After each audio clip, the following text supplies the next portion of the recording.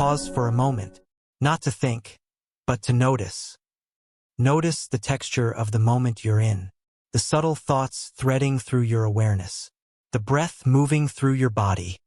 And now look around your screen, the room, the objects, everything in front of you. It all feels solid, fixed, real. But here's the catch. None of what you call reality is what it seems. What if you haven't just been living in the universe, but as it? What if you aren't a separate being walking through some external environment, but rather a pattern, nested inside an infinite recursion of other patterns, echoing the whole from every possible angle? This isn't philosophy. It's not speculation. It's the architecture behind your very existence. And it's fractal. In this episode, we are going to unravel the mind-blowing truth that your thoughts, your choices, your identity, even your experiences of time, are not linear, random, or isolated. They are structured, echoing, self-similar. You're not just a person. You are a living equation written into space-time, one that repeats itself across the micro and the macro, the neuron and the nebula, the choice and the cosmos. So what does that mean for you practically? It means that what you've been calling you is just one node of a far larger expression, a single ripple in a quantum feedback loop. And the secret? Once you begin to see that loop, you can change it. You can influence it. You can redirect the entire trajectory of your life, not by willpower or blind action, but by understanding the code. We'll be pulling back the curtain on that code. This is not just about ideas. It's about transformation. You'll begin to see how every part of your experience, your struggles, your passions, your habits, reflects an infinite geometry of mind and matter, cycling in and out of itself. Let's break this down. You'll discover how your body is not the container of the mind, but a projection of it. How your memories aren't stored in your brain, but embedded in space itself. You'll learn that every thought is like a fractal seed, spiraling out into behavior, chemistry, and destiny. You'll come to recognize that the universe itself is not something outside you. It's something emerging through you, and it's doing so in patterns. What happens when you finally notice those patterns? They begin to respond to your awareness. And once you can see them, you can shape them. So if you've ever felt stuck in the same loops, repeating emotional dynamics, jobs, or relationships, if you've sensed a higher version of yourself whispering through dreams, intuition, or synchronicity, if you've caught moments of déjà vu that seem to glitch the matrix for a split second, then you're already standing at the edge of this fractal realization. And this episode will push you all the way in. We'll move through a framework that takes you from understanding the fractal design of reality to learning how to hack that design at the level of self, intention, and quantum identity. You'll witness how thoughts become timelines, how emotions anchor realities, and how entire versions of you, yes, right now, exist in parallel waiting for your signal. By the end of this journey, you won't just be thinking differently. You'll become different, because you'll finally understand what's shaping you behind the curtain. This isn't theory. This is structure. This is design. This is the geometry of your consciousness, mirrored in stars, cells, spirals, dreams. And once you see the pattern, you'll never unsee it. Welcome to the fractal mind. Let's begin. Fractals aren't just curious designs in nature or beautiful shapes in mathematics. They are the fundamental architecture of reality itself. And until you grasp this, you're playing with only half the map of existence. Let's strip away the fluff. A fractal is a pattern that repeats at every scale. Zoom in. It looks the same. Zoom out. Same again. You'll find this recursive symmetry everywhere. In clouds, mountains, trees, river systems, blood vessels, even lightning strikes. Now pause. That's not coincidence. That's structure. That's law. And your mind is built on that very same law. What makes fractals so powerful is not just their beauty, it's their intelligence. A single formula can generate an entire infinite world, each piece containing the same code. Fractals don't scale up, they echo. They don't grow linearly, they unfold. And this recursive nature isn't just found in physical forms. It exists in time, thought, memory, and identity. Let's take your brain. Your neurons branch like trees. Your thoughts link like webs. Your memories form nested loops. This isn't just poetic. It's literal. The architecture of your internal experience follows the same logic as the branching of a fern or the arms of a galaxy, which means your consciousness is a mirror of the cosmos. The geometry of your inner world is not different from the outer. It's a scaled version. So what does this mean practically? It means the patterns you see outside are the same ones that shape your inner life.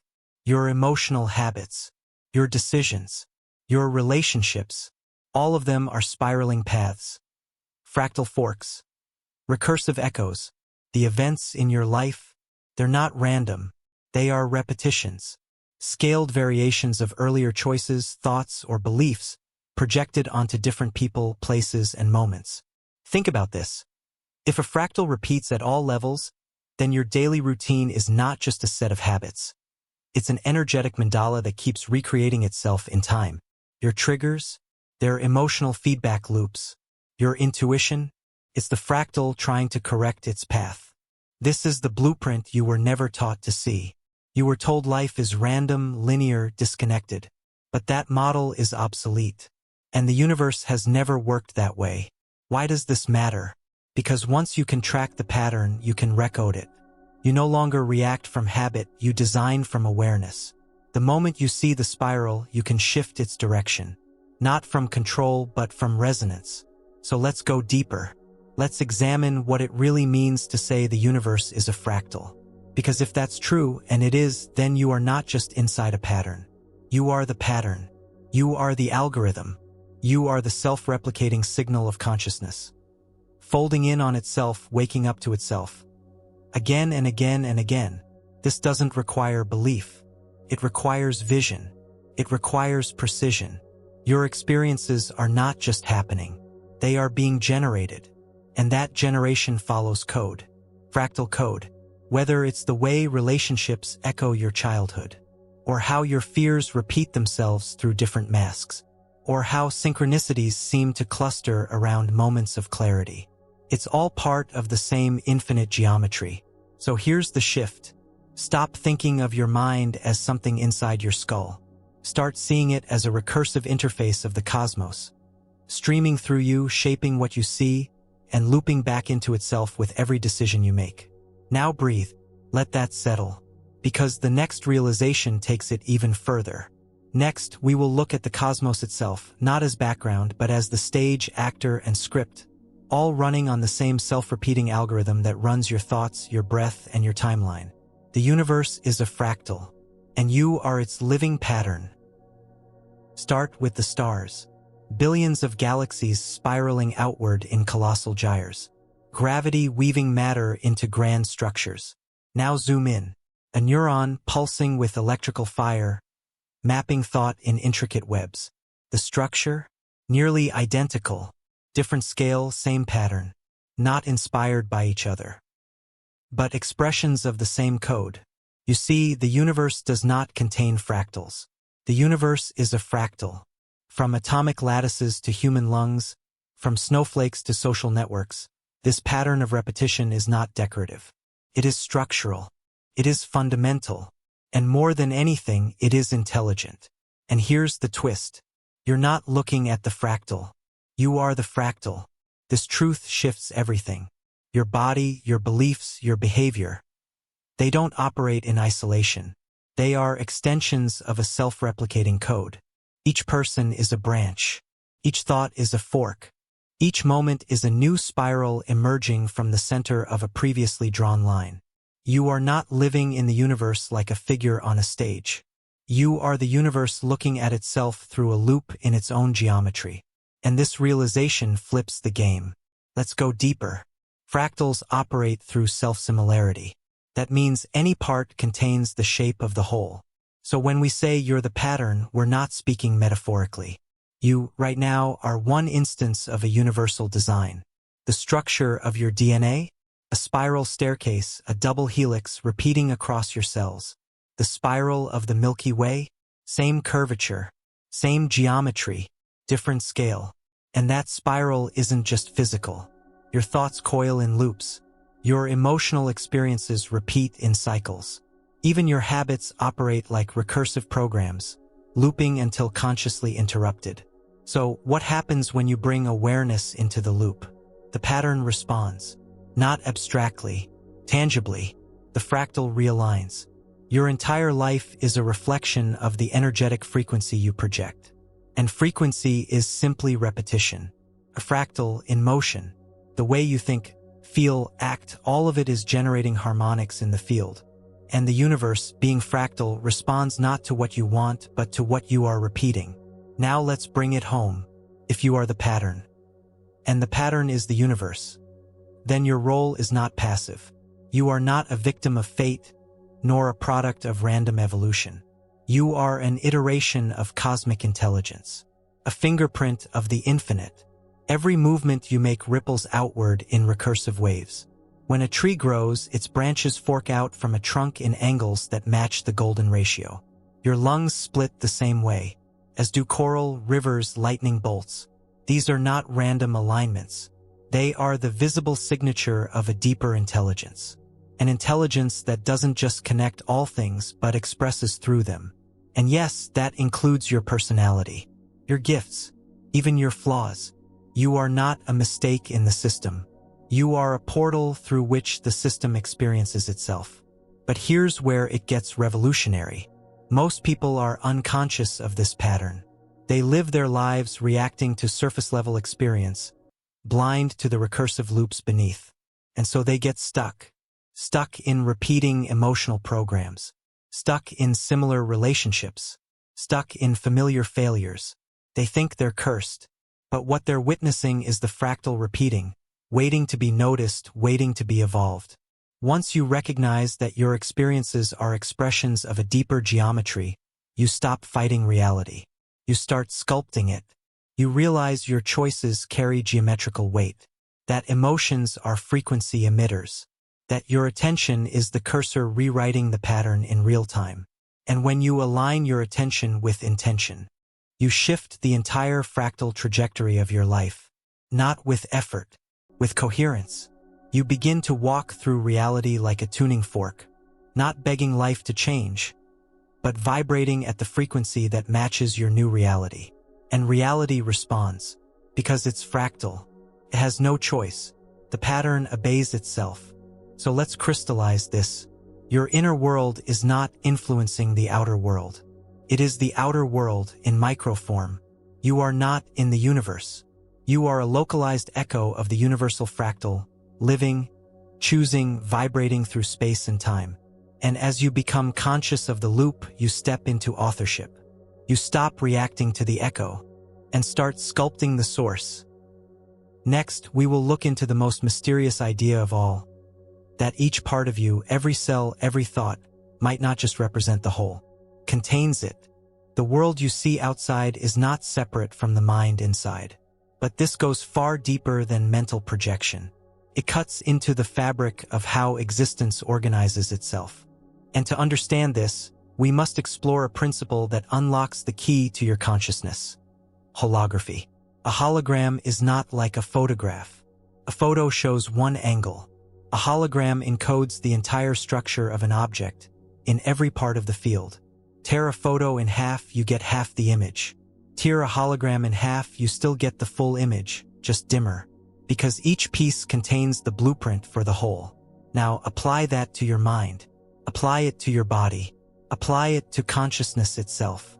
What if every neuron in your brain contains not just a signal, but the pattern of all your experiences? What if each cell in your body contains the code of your entire energetic being? What if every moment in time is already encoded with every other moment? Past, future, and parallel. This is not science fiction. This is the holographic model of consciousness. And once you see it, everything changes. Because it means you are not accessing memory by retrieving it. You're accessing it by resonating with the part of the field where it already exists. It means intuition is not guesswork. It's real-time pattern recognition across holographic scales. It means healing doesn't have to be linear. Because the full pattern is already present in every cell waiting to be activated. Your consciousness is not in your head.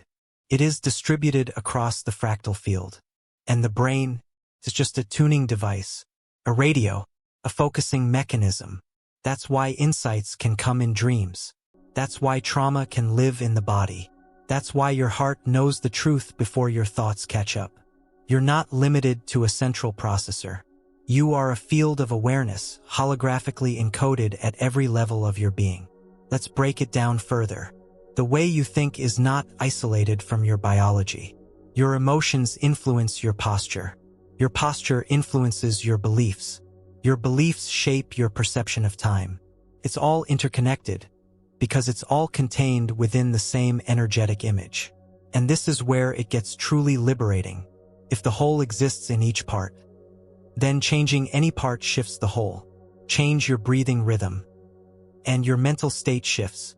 Change your internal narrative, and your nervous system rewires. Change your inner image, and reality begins to reconfigure around you. You don't need to fix the entire picture. You need to tune one part of it, and the rest updates automatically. Like a hologram. This is why healing can happen in an instant. Why memories can shift overnight. Why perception is the most powerful tool you have. And now it should be clear, your thoughts aren't isolated. They are nodes in a holographic matrix. Each one emits. Each one connects. Each one activates a larger field. So when you change a thought, you're not just thinking differently. You are updating the entire system. And because the system is fractal, it responds at every scale. From cellular function to synchronicity.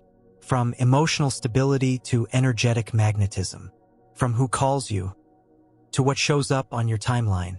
Now you begin to understand why certain mantras, visualizations, or breath patterns seem to cause ripple effects that defy logic.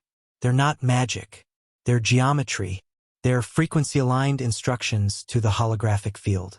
And you're the signal source, the origin point, the lens through which the infinite reflects and refracts itself into form. Not someday. Not once you've healed more. Now, you already carry the whole. You already are the whole. So here's your takeaway. Every thought is not just a fragment, it's a portal. Every feeling is not just a reaction, it's a harmonic. Every choice is not just a fork in the road. It's a new instance of the holographic whole being expressed through you. So when you shift, the universe shifts. Not because it responds to you like an external observer, but because it is you. You are not a drop in the ocean. You are the ocean in a drop.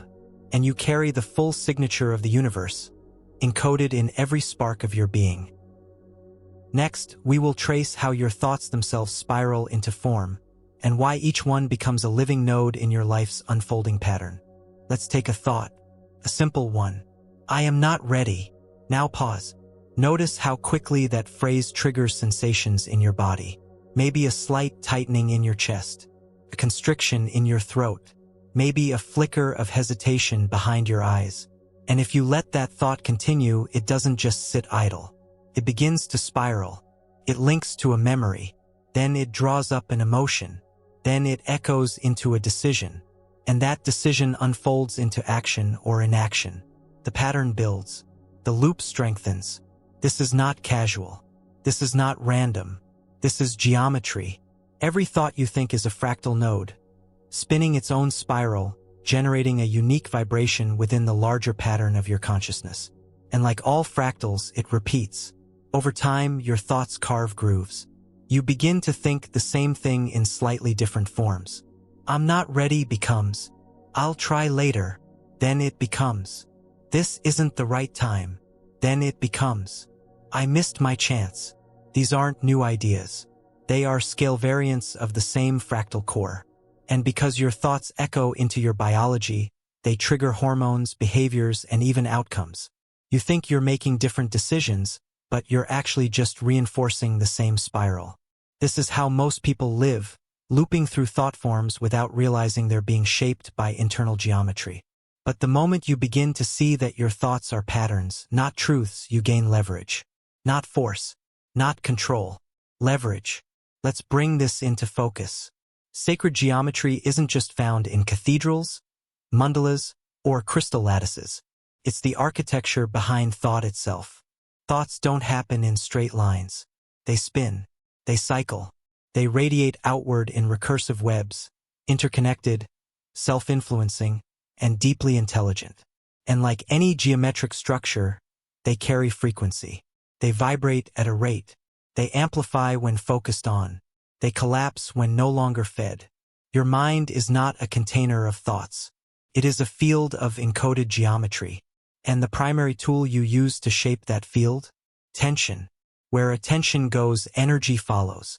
Where energy flows, form appears. So when you focus on a thought, you're not just thinking it. You are amplifying its structure, feeding its geometry, making it more dominant in your perceptual field. Think, I'm stuck enough times, and your field begins to organize around that pattern. Suddenly, everything confirms it. Your opportunities seem limited. People reinforce your beliefs. Even time feels heavier. That's not coincidence. That's resonance. The sacred geometry of thought replicates itself in every aspect of your experience. Now flip it. Shift the thought. I'm not ready becomes, I'm preparing rapidly. I'm stuck becomes, I'm recalibrating. I failed again becomes, I'm refining the pattern. These are not just affirmations. They are geometrical realignments in the thought field. You're updating the fractal, and the echo must respond. But here's the hidden key. You can't fake this. You can't just say different words while still vibrating at the old frequency. The geometry doesn't respond to surface language. It responds to coherence. To shift a pattern, the signal must be clean. That means your thought, emotion, and attention must agree. So don't ask, how do I think better thoughts? Ask, what geometry am I inhabiting? What spiral have I been feeding? What internal echo am I mistaking for truth? This is where thought becomes sacred. When you treat thinking as an act of pattern creation, not just mental noise, you awaken the power of design. Every belief you hold is not just a mental conclusion. It's a fractal structure wrapped around experience. It doesn't just describe your world. It shapes it. It builds the scaffold upon which your life unfolds. Now here's where most people get stuck. They try to change their thoughts by pushing away the old ones. They resist the spiral. But resistance only feeds the geometry. What you resist, you wrap energy around, and the pattern deepens. The key is transmutation, not resistance. You don't fight the thought, you reframe it. You don't reject the loop, you zoom out. You don't suppress the fear, you alchemize it into clarity. This is geometry at play, and you are the geometer. With every conscious thought, you're either tightening a loop or opening a new node. You're either spinning further into the old spiral, or birthing a new branch of the infinite pattern. This is how you rewire destiny, one coherent spiral at a time. So the next time you feel caught in mental chaos, stop, breathe. Don't look for the answer. Look for the shape. Is the thought sharp and jagged? Is it looping and tight? Is it spiraling outward into clarity or inward into contraction? Thoughts are structures. Feel them as forms. Trace their architecture. Then choose a new axis. Because when your thoughts align with clarity, your field becomes coherent, your energy stabilizes, and reality begins to reshape itself around the upgraded signal. Not through effort, through geometry. Next, we will explore how every choice you make becomes its own branch in the pattern, and why decision-making is the most powerful fractal act of all. You make a choice. Small, quick. Maybe you answer the call. Maybe you don't. Maybe you say yes. Maybe you hesitate. And just like that, a new branch is born. Every decision you make, every single one, sends out a new frequency into the field. And because the field is fractal, that frequency doesn't disappear. It replicates. It self-propagates. It becomes the base note of a new spiral. This is what most people never realize. They think choices are isolated. This job or that one. This partner or another. This conversation or silence. But the fractal doesn't care about surface appearances. It cares about resonance. Each decision carries a vibration, and that vibration activates a timeline. One that already exists. One that aligns with the frequency of your choice. When you choose fear, you sync with a pattern that contains more fear. When you choose expansion, you align with a spiral that's already growing. It's not linear. It's recursive. This is the Choice Nexus, the moment when one signal becomes the new origin point of an unfolding reality. And here's the kicker. Most of your choices aren't conscious. They're automated, fired by habit, triggered by emotional echoes, steered by unseen fractals of the past. So your life unfolds not as chaos but as repetition. Slight variations, same spiral, different scale. Here's where power returns. When you become aware of the choice point, you can collapse the old loop. You can make a new decision not just at the action level but at the frequency level. You can ask, what spiral am I choosing right now? What reality is this thought generating? This changes everything, because choice isn't just about action. It's about vibration, and the vibration of a choice is shaped by the intention behind it. A fearful yes and a fearless yes are not the same decision. They birth different spirals. One collapses you inward, the other expands the field. So start asking better questions. Not what should I do, but what pattern does this choice reinforce? Am I repeating the loop or breaking it? Because in every moment you stand at a fork, not in physical space, but in energetic pattern. You are not here to guess your way through life. You are here to sculpt it, and choice is your chisel. Small decisions made with full awareness become quantum nodes. They anchor new patterns. They open new fields. They activate dormant timelines that were waiting for your signal. Think of choice like lighting a match. The spark seems small, but it can ignite an entire forest. And in your case, that forest is a whole new version of reality. You are not choosing outcomes. You are choosing geometry, the structure that will echo forward through your emotions, relationships, and events. And yes, some choices will collapse patterns. Some will destabilize old loops. Some will burn bridges that were built by fear. That's not destruction. That's liberation. Every time you choose a new spiral, you rewrite the script. Not just yours, but the version of reality that everyone else is participating in too. Because your pattern is part of the collective. Your decision sends ripples outward, and those ripples entangle with others. That's how influence works, not by control, but by coherence. So when you choose truth, when you align with integrity, when you honor the signal of your higher geometry, you light up the field, you anchor a new node, and reality reorganizes around you, not instantly, but inevitably, because the fractal always completes the pattern. Cannot do otherwise. So stop waiting. Stop stalling at the edge of decision. Stop hoping for clarity before acting. The clarity comes after the choice, because the choice reshapes the lens. Decide who you are, and let the field adjust. Next, we will break the illusion of linear time and reveal how your past and future are not behind or ahead of you, but spiraling now in a self-updating loop. You've been taught to see time as a straight line, past behind you, future ahead of you, now as a fleeting dot in between. But this model, this rigid timeline, isn't just misleading. It's a trap, because time doesn't move forward. It loops, it spirals, it coils inward and outward like a fractal, folding experience within experience. And once you see this, a strange thing happens. You realize that your future isn't ahead of you. It's around you, layered, nested, emanating from the choices you make and the frequencies you inhabit. Linear time is useful for clocks and calendars, but your consciousness doesn't run on that clock. Pulses, it cycles, it revisits. And what you call progress is not a march forward, but a spiral through levels of awareness. Look closer at your life. The same types of moments repeat. The same emotional themes return. Different faces, different scenes, same structure. This is not regression. It's recursion. You're revisiting old lessons because the fractal pattern hasn't completed yet. It's asking to be seen from a higher angle. This is why you can feel stuck in loops. Because you are. But those loops are not prisons. They're invitations. They are fractal rings, designed to lift you into new octaves of awareness if you engage them consciously. This explains déjà vu. That strange sense that you've been here before. It's not memory. It's pattern recognition. Your consciousness is brushing against a recurring node in the spiral. And for a moment, you feel the overlap. It also explains why past wounds can feel freshly alive, even decades later. Because they're not in the past. They're still pulsing in your energetic spiral. Unresolved, uncollapsed. Time didn't bury them. It stored them in layers.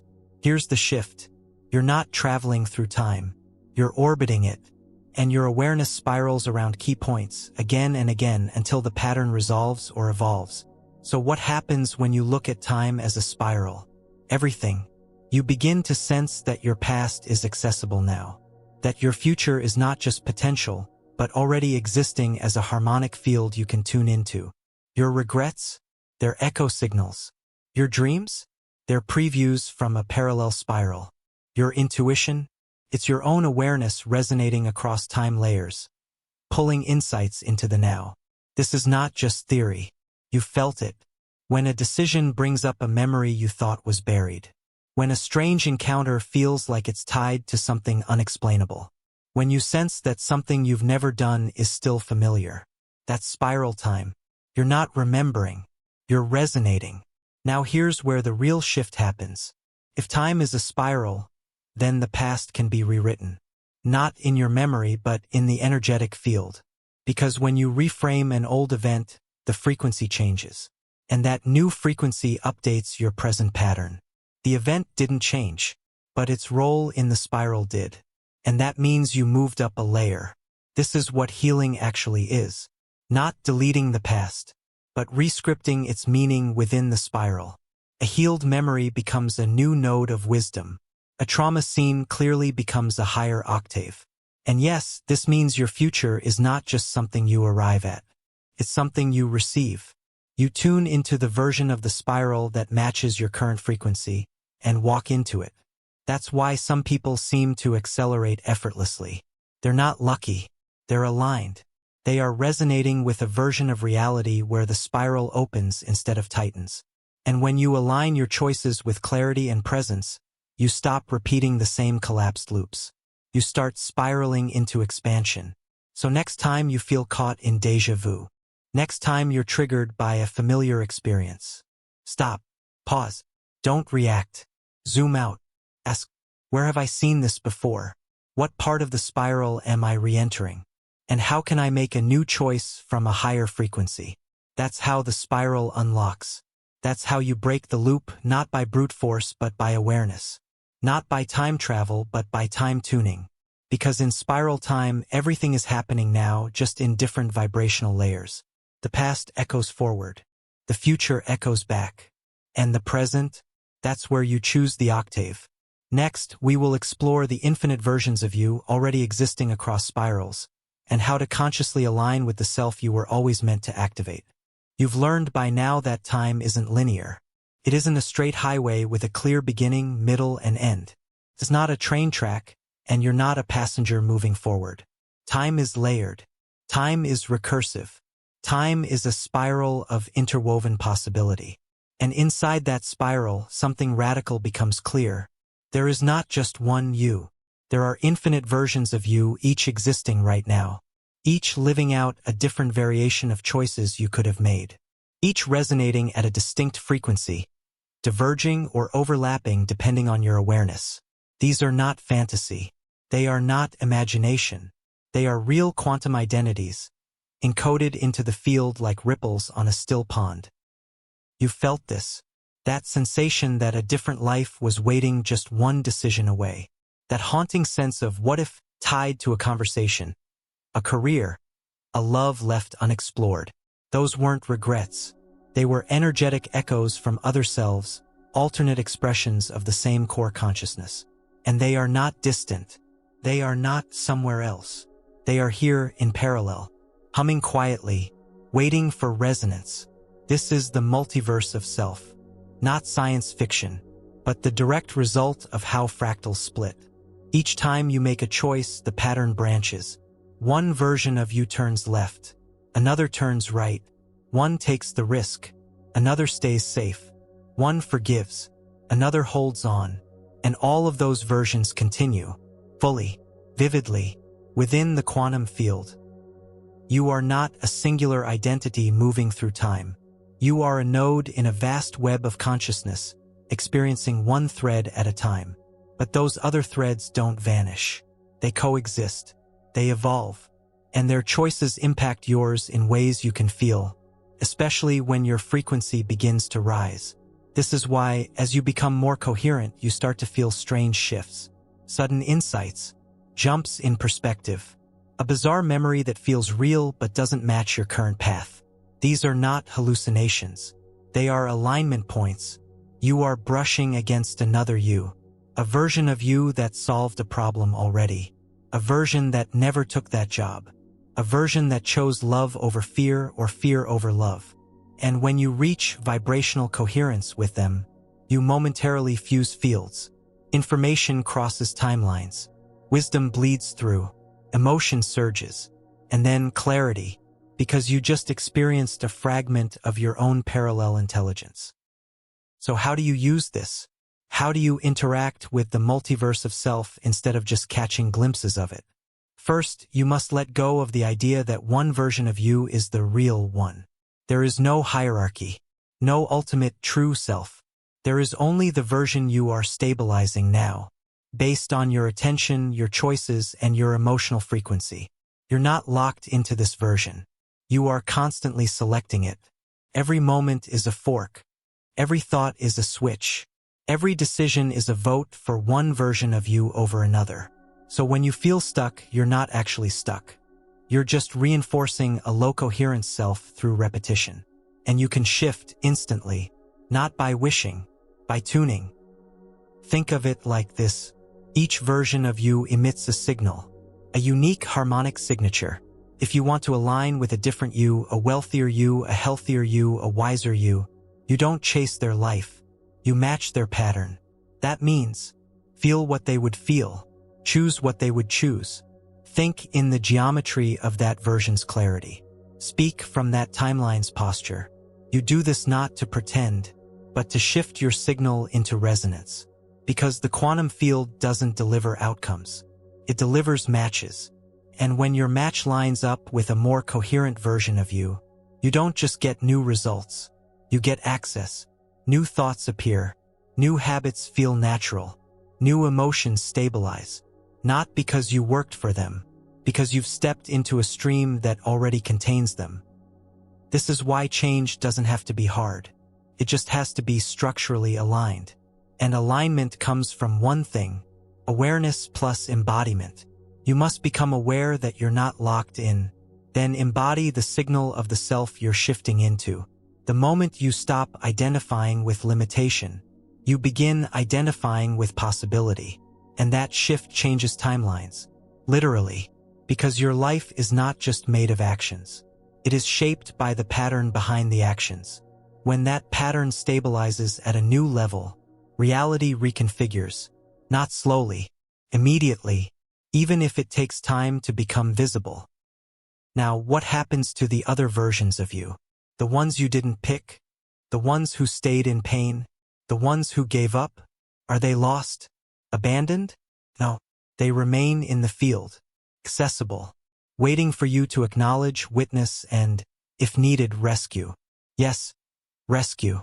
Because just as there are versions of you more expanded than this one, there are also versions that are stuck in distortion, repeating trauma, looping shame, living small, and they are part of your field, which means they impact your energy.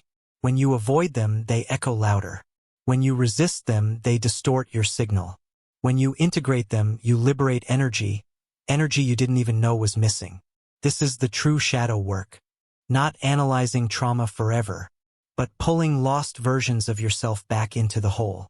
Not by reliving their pain, by holding a new geometry of compassion and coherence. You don't fix them. You upgrade the field. And in that upgraded space, they naturally dissolve or evolve.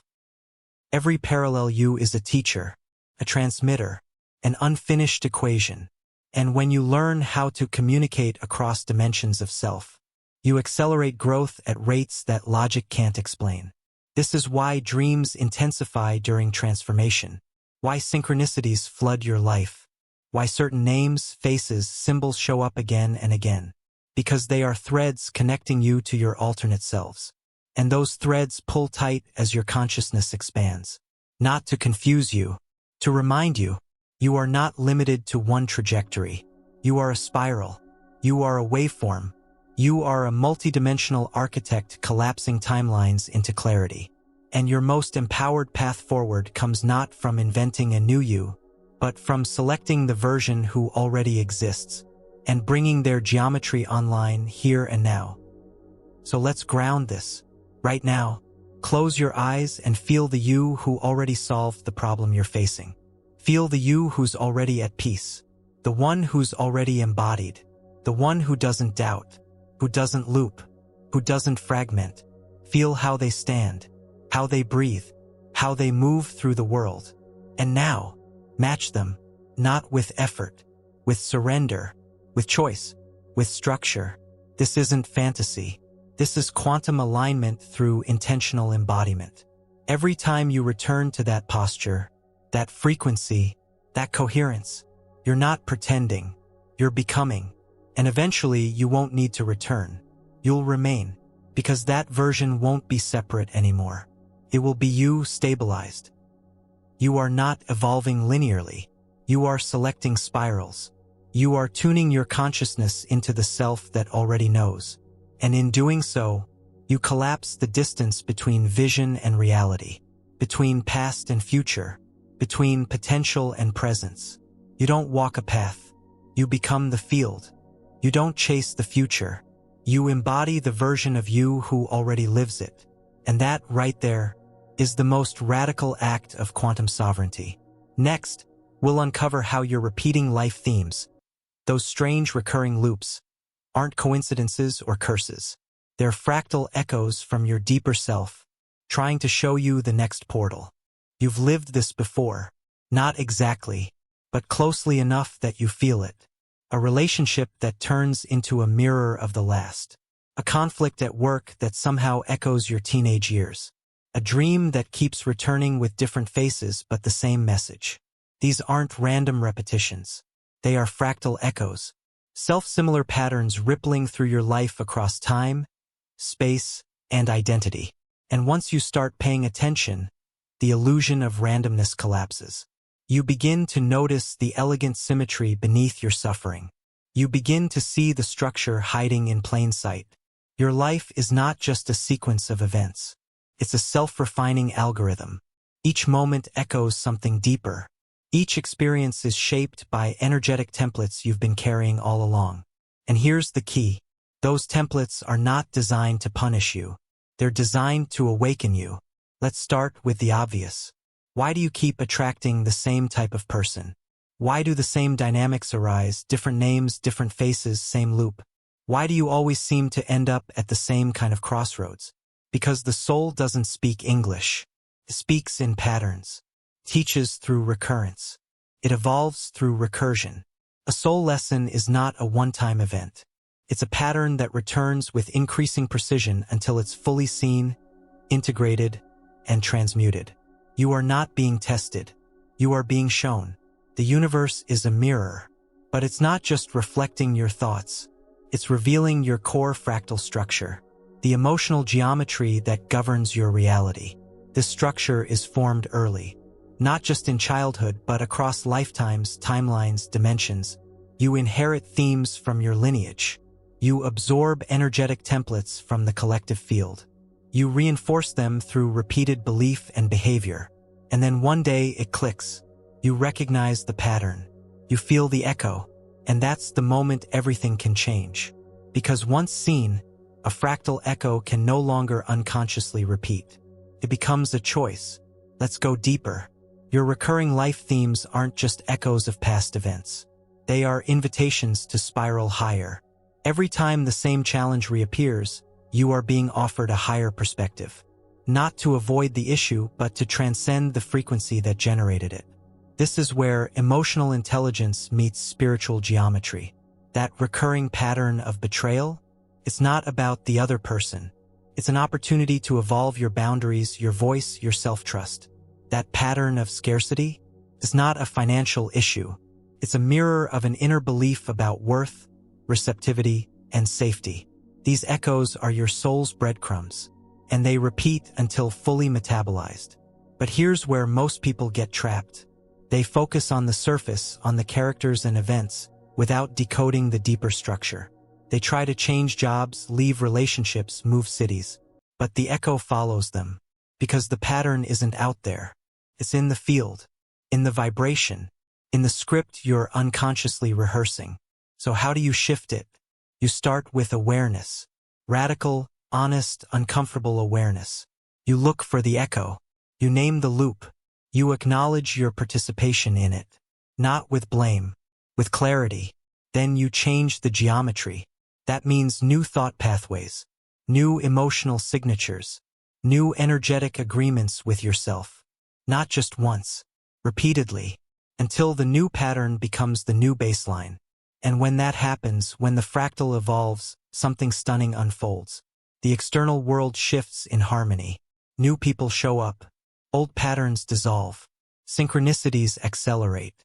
The outer mirrors the inner with surgical precision. Because that's how fractals work. They must replicate. And when the inner pattern changes, the outer echo must match. This is not magic. It's structure. And it's available to you at all times. So start tracking your echoes. Not just the obvious ones, but the subtle emotional atmospheres that repeat. The persistent self-stories you tell. The habits that survive every reinvention. These are your soul's codes. Not flaws. Not failures. Codes. Waiting to be rewritten. Your task is not to escape them. Your task is to complete them. To spiral into new geometry. To transmute the echo into evolution. Because your soul is not stuck. It's recursive. It's calling you through repetition. Until you answer with alignment. Next, we will uncover how those same random events in your life, especially the ones that feel chaotic, are not accidents, but intelligent attractors leading you toward your encoded purpose. You think destiny is a destination, a moment of arrival, a grand outcome scripted long before your birth. But destiny is not a line you follow. It's a pattern you activate. It's not fixed. It's responsive. It unfolds through the geometry of your choices, your focus, your resonance. And once you see this, everything you thought was random becomes significant. Let's begin with this. What if the most meaningless moment in your life was actually a turning point? What if that failure, that heartbreak, that pause was not detour but design? Not predetermined, but encoded, like a magnetic node pulling you back into alignment. The universe doesn't speak in commands. It speaks in spirals. And your destiny is shaped by the attractors you respond to. The emotional impulses, the intuitive hits, the repeated synchronicities that whisper this way. You've already experienced this. The job that appeared at the exact moment you considered giving up. The stranger who spoke the words you'd been longing to hear. The obstacle that, in hindsight, shaped your highest growth. None of this is chance. It's pattern.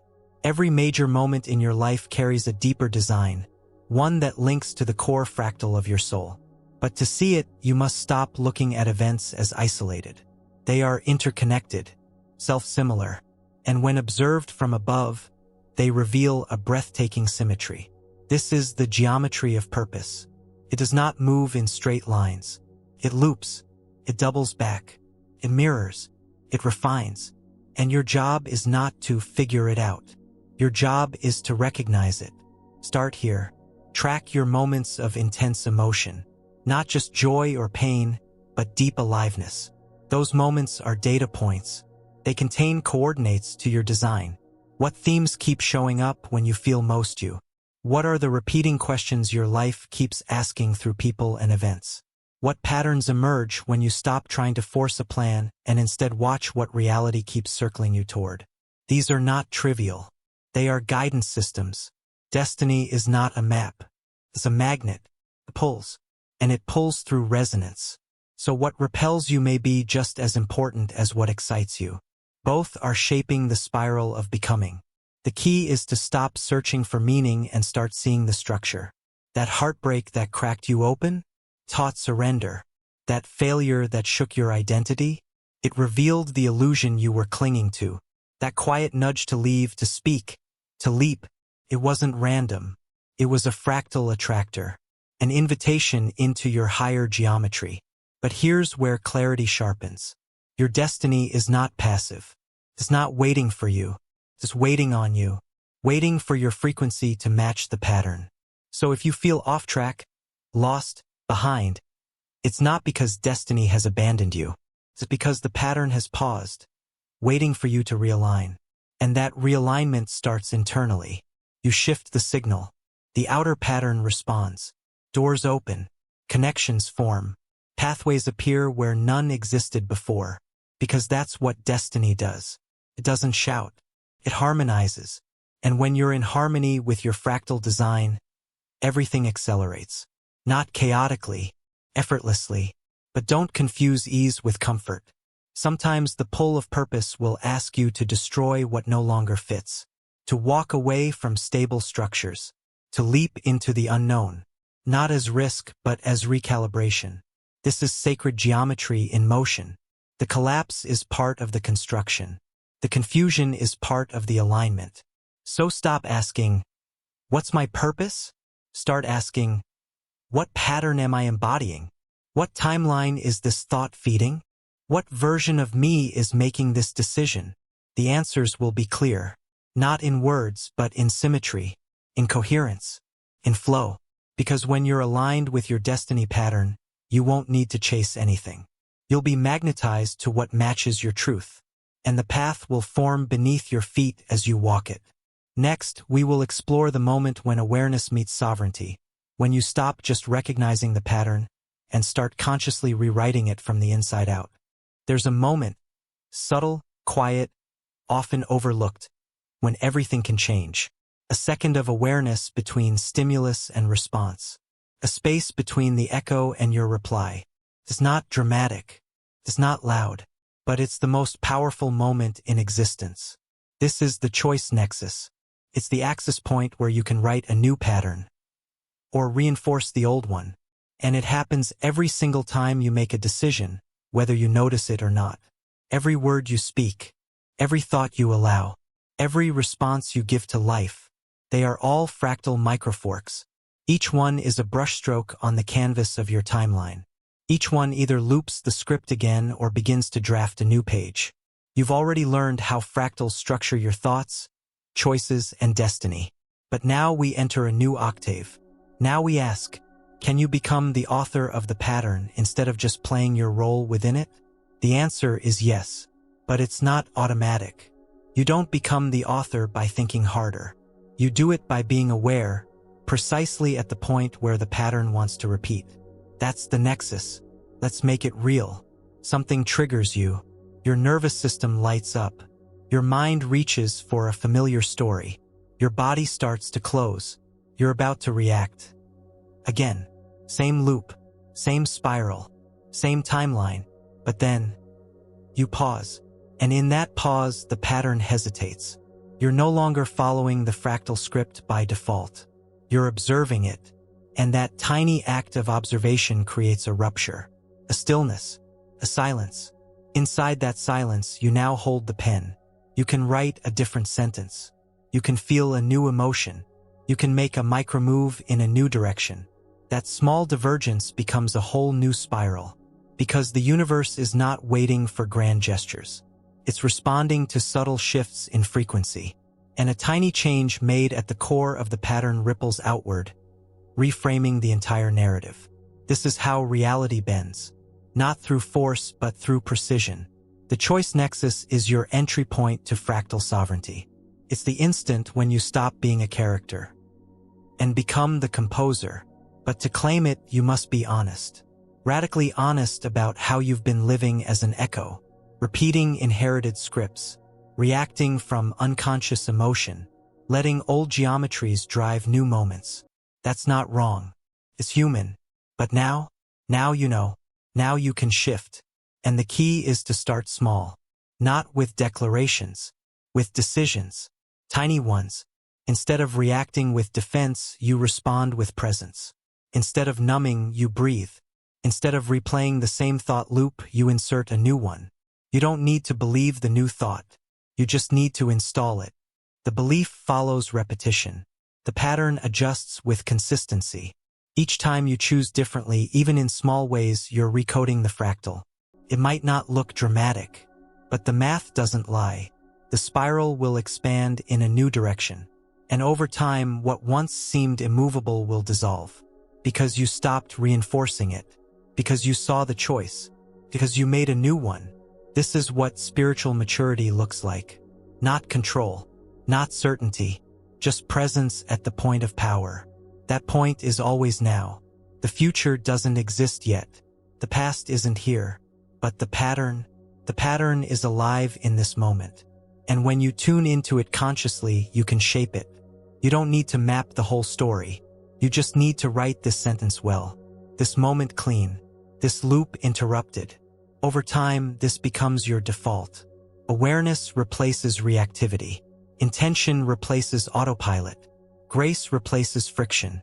And soon the outer world begins to catch up. New people respond to your updated signal. New paths appear in formerly stuck areas. Reality, as always, reflects the inner pattern. So stop waiting for the perfect moment. This is it. This is the choice nexus. Choose now, and the pattern will follow. Next, we will meet the version of you that's already ahead of this curve, the quantum self who knows the pattern from the outside in, and has been trying to guide you from beyond the veil of linear experience. There is a version of you that's not caught in loops, not fragmented by fear, not stuck in stories. This version exists right now, not in the future, but in a higher frequency layer of the field. It is your quantum self, and it already knows the pattern, not intellectually, energetically. It feels the structure of your choices. It recognizes the forks in the road before your conscious mind catches up. Because it isn't operating from memory. It's operating from coherence. This is the you that lives outside of time. The you that isn't limited by past failures or emotional triggers. The you who sees multiple timelines at once and gently nudges you toward the one that expands your soul. You've heard this voice. Comes as intuition. It shows up in dreams. It whispers through synchronicities. But most importantly, it feels like deep peace. Not excitement. Not urgency. Just calm, magnetic clarity. This isn't a fantasy. It's physics. You are a quantum being experiencing yourself as a limited identity. But the whole signal is still accessible. And the more you align with the pattern, the more you begin to merge with this self. So how do you do that? How do you tune in to the version of you that already knows the next right step? You begin by listening, not for words, for resonance. Drop beneath thought, beneath emotion. Enter the quiet center. That's where your quantum self lives, not in the noise, but in the signal behind the signal. You can access it through stillness, through pattern interruption, through anything that drops you out of your identity loop. That includes breath, music, movement, silence. Because when the noise clears, the field opens, and the quantum self begins to guide, not by giving instructions, but by transmitting frequency. You don't ask it what to do. You feel how it feels, and then you act from that state. That's how timelines shift. Not from thinking about what you want, but from becoming the vibration of the you who already has it. The quantum self doesn't live in hesitation. It lives in certainty. Not certainty of outcome, certainty of alignment. It knows that when you're in frequency integrity, everything aligns around you. And when you're not, everything contracts. So when you hesitate, ask, what would the aligned version of me choose right now? What does the self who already knows this pattern do in this moment? And then do that, not because it's comfortable, because it's coherent. This coherence creates a bridge. The more you match the energy of your quantum self, the more that version begins to stabilize in your field. You no longer have to reach for wisdom. You become it. And here's the paradox. The more you embody your quantum self, the less personal it feels. It's not about you getting what you want. It's about alignment with a pattern greater than your ego. It's about becoming a conduit for clarity, not a controller of outcomes. From this state, decisions become effortless. Actions become clean. Presence becomes magnetic. People feel it. Life responds to it.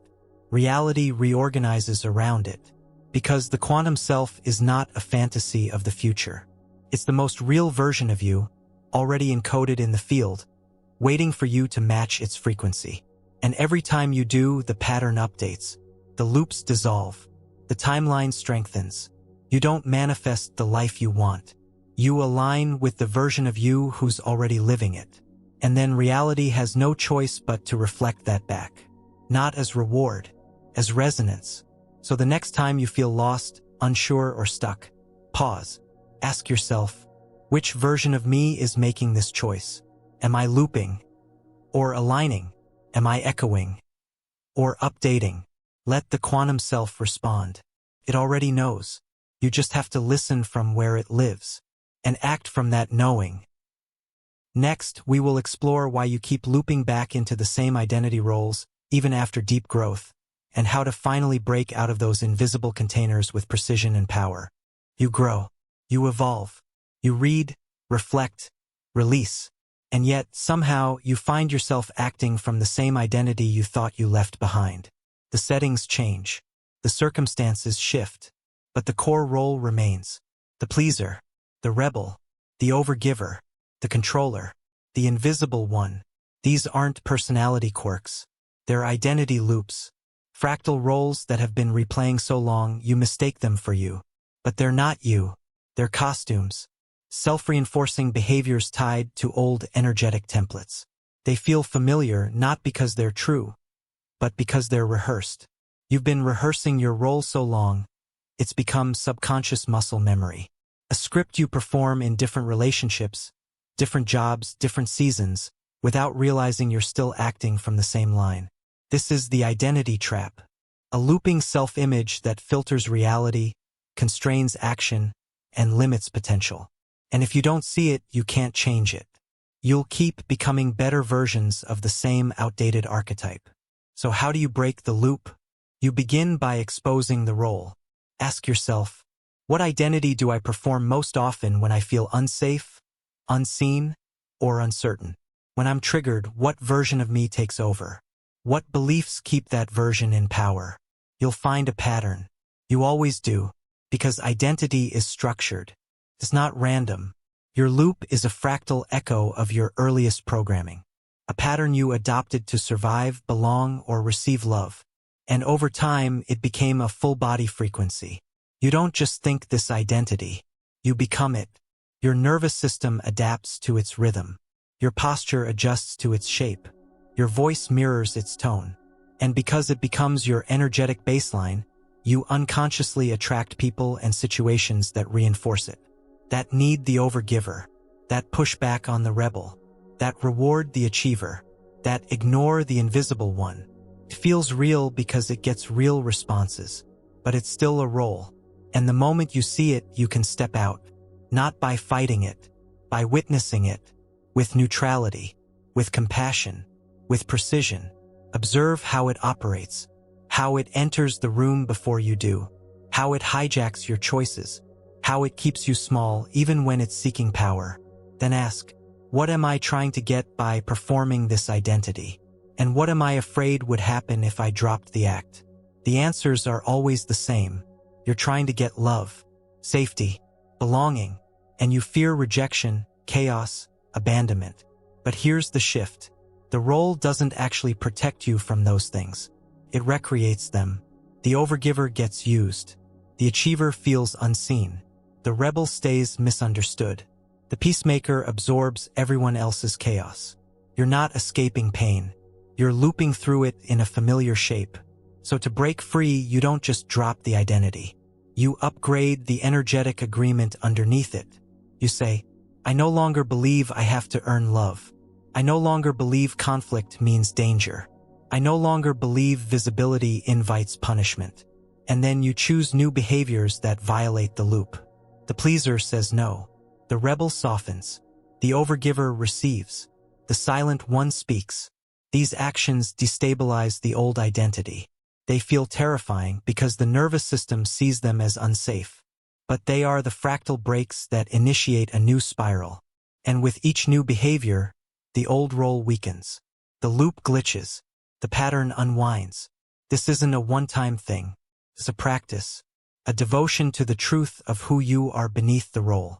Not the mask. Not the persona. The self that existed before the pattern formed. That self is still here, waiting to be remembered, waiting to be lived. You don't need to find it. You need to stop performing over it. This is the identity unraveling. And it doesn't mean you lose who you are. It means you remember who you were before you had to become what others needed. So start watching yourself in real time. Notice when you slip into role. Catch the posture. Catch the voice tone. Catch the mental script. And then pause. Interrupt it. Speak from a deeper place. Act from a cleaner signal. Each time you do, you reclaim yourself. Not in theory. In embodiment. Because you're not here to play a part.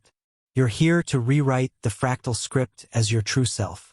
Next, we will look directly at what keeps those identity loops locked in place. Shadow fractals, the hidden structures of shame, fear, and avoidance that distort your energy behind the scenes. There are parts of you you don't want to look at. Parts that feel too messy, too painful, too shameful.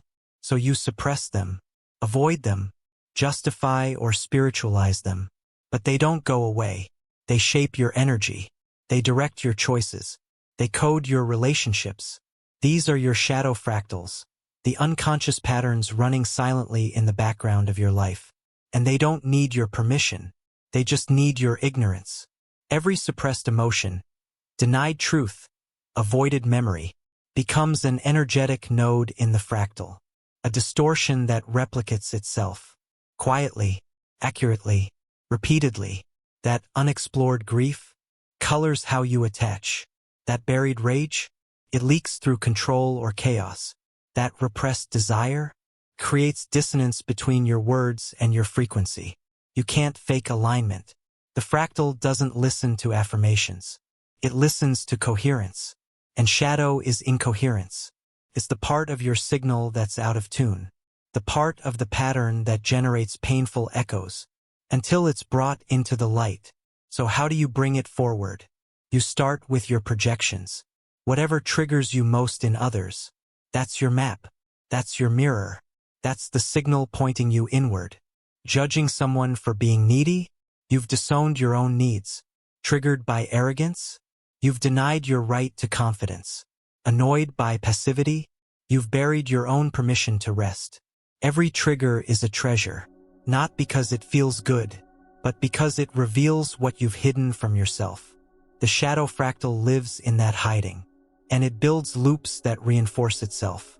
You repress anger, so you attract people who violate your boundaries, which triggers more anger, which you repress even harder. You deny your ambition, so you settle for less, then feel bitter, then judge others who claim more. These aren't flaws, they're structures. And they can be unwound, not by self-hatred, not by spiritual bypass, by honest, compassionate excavation. Go to the place you fear, name the pattern, speak the shame, feel the unfelt, not to get rid of it, to reintegrate it, to bring that node back into the light of awareness. Because once you witness the shadow clearly, it stops hiding. Once you feel the feeling fully, it stops running you. And the pattern begins to resolve. This is shadow alchemy, not healing as fixing, but holing. Your shadow is not the enemy of your growth. It's the blueprint of your next expansion. Because the part of you you've rejected is also the part holding untapped power. Your intuition, your voice, your rawness, your sovereignty. These are buried under layers of performance and fear, and they come alive the moment you stop avoiding yourself. So ask, where am I performing safety instead of being real? Where am I repeating pain as protection? What part of me is still locked in the basement, screaming through my patterns? Listen, feel, welcome it. This doesn't mean acting from your shadow. It means witnessing it fully so it stops acting through you. Because if you don't integrate it, the shadow fractal becomes your default author. It makes your decisions. It chooses your partners. It filters your perception, and all of it feels normal because loops always do until they're broken. But you can break it, not with effort, with awareness. Bring the distortion into the light. Trace it to its root. Feel what it wants you to finally feel. Say what it wants you to say. Then choose a new frequency, and the field updates. This is the art of shadow integration. Not healing the wound. Becoming so whole that even your wound becomes a portal. Because behind every shadow is light so bright it had to be hidden to protect your nervous system. But you're not hiding anymore. You're evolving. You're repatterning. You're becoming the version of you that no longer fears her own fullness. Next, we will explore how perception itself is not neutral, but a quantum mechanism, and how simply observing differently begins to shift the fractal reality you're in. You're always watching, but you rarely realize just how much power that act holds. Observation isn't passive. It's not just seeing. It's selecting. It's shaping. And the moment you truly understand this, the rules of your reality begin to unravel. Because what you observe doesn't just reflect your reality. Collapses it into form. This is the observer glitch. The phenomenon where the simple act of noticing doesn't just record reality, it changes it. This isn't metaphor. This is quantum mechanics. The observer effect isn't philosophy. It's function. In every quantum experiment, the outcome shifts depending on whether it's being measured. Particles behave differently when someone's watching. And while that's been debated, measured, and marveled at in physics labs, you're living it every day without realizing it. Your life conforms to the gaze you place upon it. And that gaze is filtered through the geometry of your mind. You think you're observing what's real. You're actually creating coherence with your inner field. What you expect, you reinforce. What you fear, you energize. What you assume, you invite. What you believe, you collapse into your loop. This is the glitch. You believe you're seeing reality as it is, but you're only seeing the version that matches the frequency of your observer lens. You walk into a room and sense tension, but were you sensing it? Or creating the interpretation that tuned your body into it?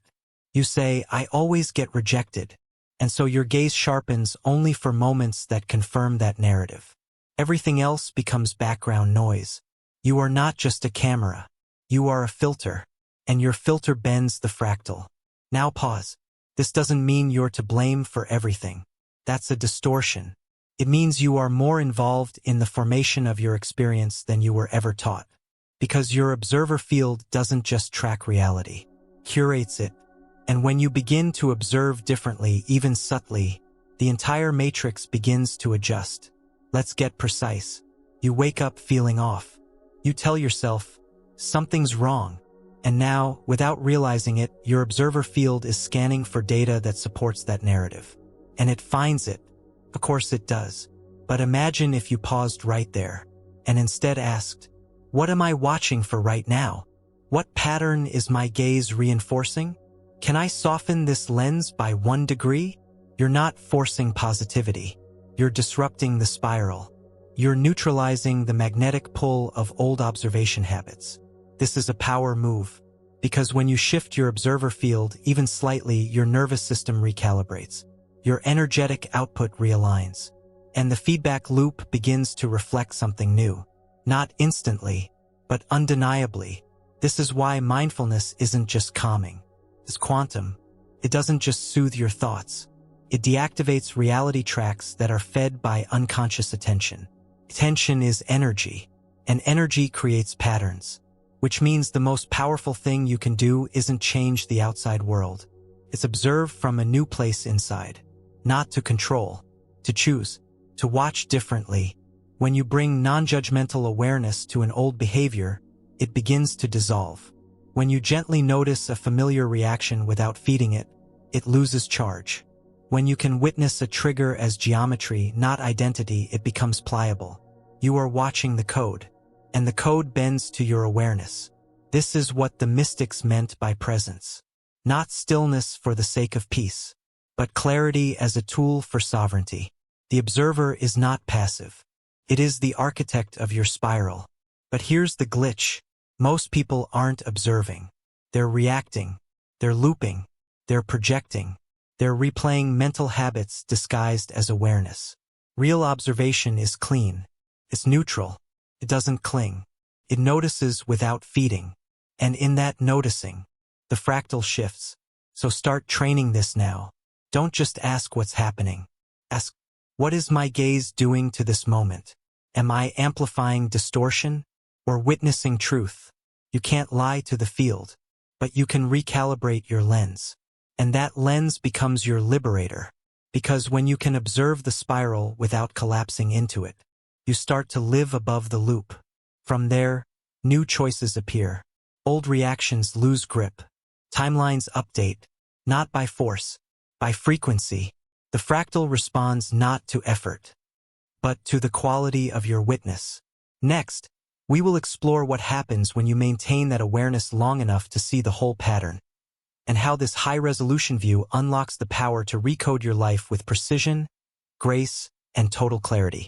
You've been inside the loop, feeling it, reacting to it, believing that your thoughts, emotions, and events are separate pieces.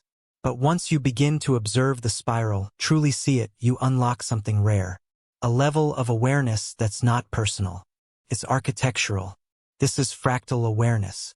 The ability to see the pattern while still being inside it. And once you can hold that double vision, you gain power no one ever taught you to access. Most people live zoomed in.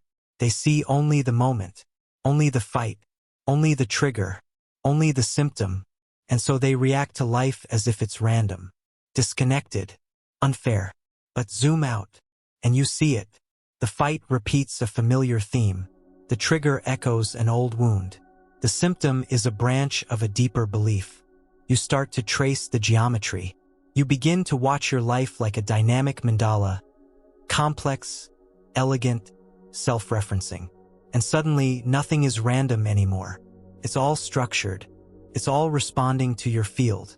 This view doesn't make the pain go away, but it makes it intelligible. You're not lost in it anymore. You're reading it. This is the beginning of design. Because what you can see, you can shift. Not forcefully, but precisely. Zoomed-in consciousness says, I'm overwhelmed.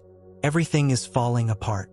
Zoomed-out awareness says, the pattern is reaching a critical point. The old structure is destabilizing. A new timeline is emerging. Let's observe, support, and recalibrate. This is not detachment. It's meta-presence. Fully in the moment. But not consumed by it. You can still feel. You can still cry. You can still rage. But you're not believing that the feeling is the whole truth. You're tracking where it fits in the spiral. You're holding awareness of the geometry behind the emotion. That's power. That's sovereignty. And here's what happens when you hold that awareness consistently. The pattern begins to reorganize, effortlessly, because you've stopped feeding distortion with unconscious attention. Now you're feeding the system with clarity. And clarity is nutrient-dense. It's fractal fertilizer. It invites higher-order spirals to emerge. Zoomed-out awareness lets you decode repeating life themes before they loop again. It lets you catch old identities before they hijack your choices. It lets you choose responses that collapse the emotional charge before it gains momentum. This is how you collapse timelines. Not by will. By seeing the structure early enough to shift it. You don't need to control reality. You need to see it clearly. The rest adjusts itself. And yes, it takes practice. It takes humility. Because awareness is subtle. It doesn't shout. It doesn't dramatize. It notices. And the more you choose to live from that vantage point, the more effortless your upgrades become. Not because you're bypassing pain, but because you're navigating from above the fog. So start practicing this right now. Zoom out when you're triggered. Zoom out when you're afraid. Zoom out when you're about to repeat the loop. Ask, what's the geometry beneath this moment? What's the echo it's trying to repeat? What would higher awareness do right now? Then follow that. Not because it's easy, because it's clear. You're not here to be consumed by the pattern. You're here to see it, to track it, to sculpt it. Zoom out, and the spiral will show you the way forward. Next, we will walk through the practical and energetic process of collapsing timelines, how to end repeating loops and uninstall old fractal codes safely, consciously, and completely. You've seen the pattern. You've watched it loop. You've tracked its emotional spiral and felt its echoes in your body. Now comes the moment of power, the collapse. To collapse a timeline doesn't mean destroying the past. It means removing your energy from the version of reality that no longer serves your becoming. It means ending the charge that sustains it. It means rewriting your agreement with the fractal you've been unconsciously feeding. Here's what most people don't understand. A timeline is not just an idea of what might happen. It's a living structure, held in place by your beliefs, emotions, and behaviors. It's not theoretical, it's experiential. And as long as you keep rehearsing the same emotional loops, you are choosing that timeline. Every time, you say you want to change, but then you react the same way, think the same thoughts, feel the same inner narrative play out in subtle, familiar tones. That's a vote for the same outcome. Collapsing a timeline means you stop voting for it. You stop paying it with your frequency. You stop hosting its geometry in your energy field. And when you do, it begins to fade. It may resist. It may cry out. It may pull at your identity. But it cannot sustain without your coherence. Because you are the battery. And once you unplug, the pattern dies. Let's make this practical. Start with awareness. You recognize a loop. Could be emotional. Could be behavioral. Could be relational. Trace it. What thoughts support it? What habits anchor it? What self-image sustains it? Now choose one point in the pattern to interrupt. This is critical. You don't need to change the whole thing at once. You just need to break one link. Maybe you stop saying the phrase that feeds the loop. Maybe you remove the stimulus that triggers it. Maybe you breathe instead of reacting. That's enough. That's the first rupture. The fractal hates instability. When you interrupt one node, the entire structure becomes vulnerable to collapse. Now add intention. Ask, what pattern am I replacing this with? What frequency will I choose instead? This is not wishful thinking. This is energetic engineering. Every collapsed timeline must be replaced with a coherent alternative. Otherwise, the old one reattaches. So if you're ending the pattern of unworthiness, anchor a new timeline of sovereign self-regard. If you're collapsing scarcity, install a rhythm of enoughness in your breath, your speech, your thought tone. You do this daily, not just once. Collapsing is not dramatic. It's deliberate. Each time you make a new micro-choice aligned with the upgraded pattern, the old structure weakens. And yes, it can get chaotic, because the ego is tied to the fractal. And when you disrupt it, there will be emotional turbulence. You may feel lost, untethered, grieving. That's natural. You're mourning a version of self you no longer serve. Let it go. Feel it consciously. Thank it for what it protected. And then release it cleanly, lovingly, completely. No residue. No looking back. No splitting attention. You're not trying to change. You are choosing differently. Each time you notice the old loop reaching for you, pause, exhale. Remember, it only survives if you feed it. It only repeats if you reenact it. So don't. Refuse to speak from that voice.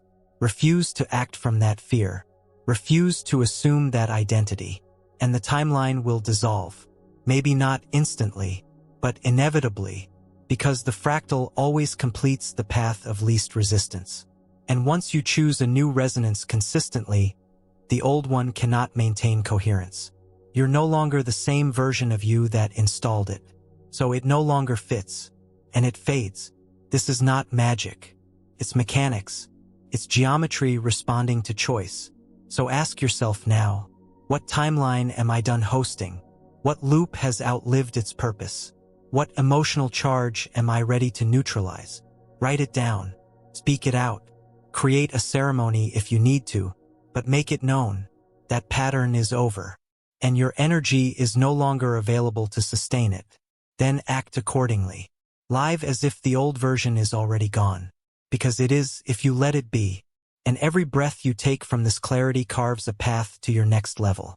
Next, we will bring intention into full command, learning how to code new timelines with fractal precision and choose frequencies that generate not vague desires, but intelligent, repeatable outcomes. You want to change your life. You want to manifest something new, more alignment, deeper peace, real abundance. But intention isn't enough, because most desires are vague, and vague energy creates fuzzy patterns. If you're not precise, the field doesn't know what you're voting for, and so it reflects confusion. It sends back a blurred version of what you half believed you wanted. This is where fractal intention becomes the key.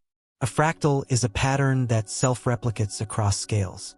So your intentions must be fractalized, encoded with precision so they can propagate cleanly through your field, your thoughts, your actions, and your habits. Otherwise, the geometry breaks, the pattern doesn't hold, and what you wanted doesn't arrive or arrives distorted. So how do you code your desire with fractal precision? Start with clarity. What exactly are you asking for? Not just the thing, the experience, the feeling tone, the internal geometry that matches the version of you who lives in that reality. Don't say, I want freedom. Say, I now choose to operate from a frequency where I feel sovereign in my time, clear in my boundaries, and lit up by my work. That's a pattern. This fractal carries structure, can be felt, echoed, built upon. Now encode it across your layers. Think it, feel it, speak it, move like it. Every part of you must become the signal. Not occasionally, not when it's convenient, all the time, because intention without embodiment is just noise, and the field only responds to signals that sustain coherence. So stop writing vague goals. Start speaking geometric truths. Define your reality like you're coding a system. I activate a timeline where my creativity flows with ease and my relationships reflect mutual reverence. I align with a pattern where my nervous system feels safe in visibility and my income reflects my value. This is not fantasy. It's instruction. It's a vibrational blueprint. And when you repeat it consistently across thought, emotion, behavior, you become the seed crystal that structures your next level. But here's what most people miss. Your intention can't contradict your energy. You can't say, I choose abundance while feeding lack with every anxious thought. You can't say, I want love while staying hidden in self-protection. You can't say, I trust the process while micromanaging every outcome. That's mixed geometry. And mixed geometry scrambles the signal. The fractal needs clarity. It needs commitment. It needs resonance. So if you want to create with intention, you must first collapse anything that interferes. Old beliefs, emotional noise, half decisions. You make space, and then you install the new code. How? Ritual, repetition, emotion, embodiment. You speak the intention while feeling it in your body. You visualize the geometry of what that life feels like. You act in micro-choices that match that signal. You don't need to believe it right away. You just need to stabilize the signal. Belief follows coherence. Reality follows belief. And the pattern completes itself. This is not effort. This is alignment. So start now. Choose one clear fractal intention. Write it. Refine it. Speak it out loud until it lives in your nervous system. Then act from it. Walk as if the timeline is already stabilizing. Because it is. You're not waiting on the universe. You are the fractal, and it's following your signal. Next, we will explore how that signal becomes behavior, how quantum habits, when chosen deliberately, crystallize your new identity across timelines and make transformation sustainable, real, and undeniable. You've seen the pattern. You've felt the loop. You've collapsed the old timeline and installed new fractal intentions. But now comes the integration, because without embodiment, even the most powerful insights fade into background noise.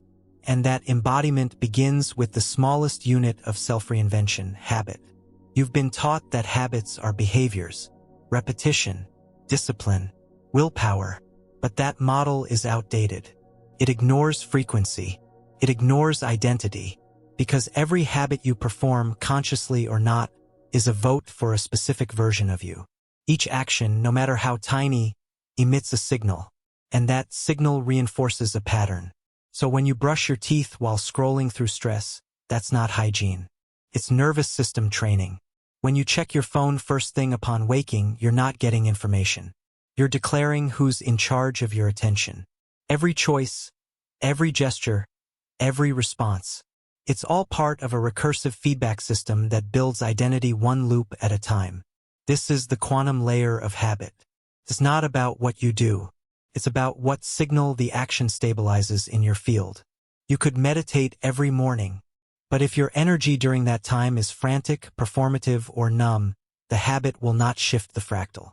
You could journal your intentions every night, but if you don't embody the feeling tone during the day, the signal won't stick. Because what creates coherence is not ritual alone. It's ritual encoded with awareness. So if you want to build new timelines, you don't need to overhaul your life.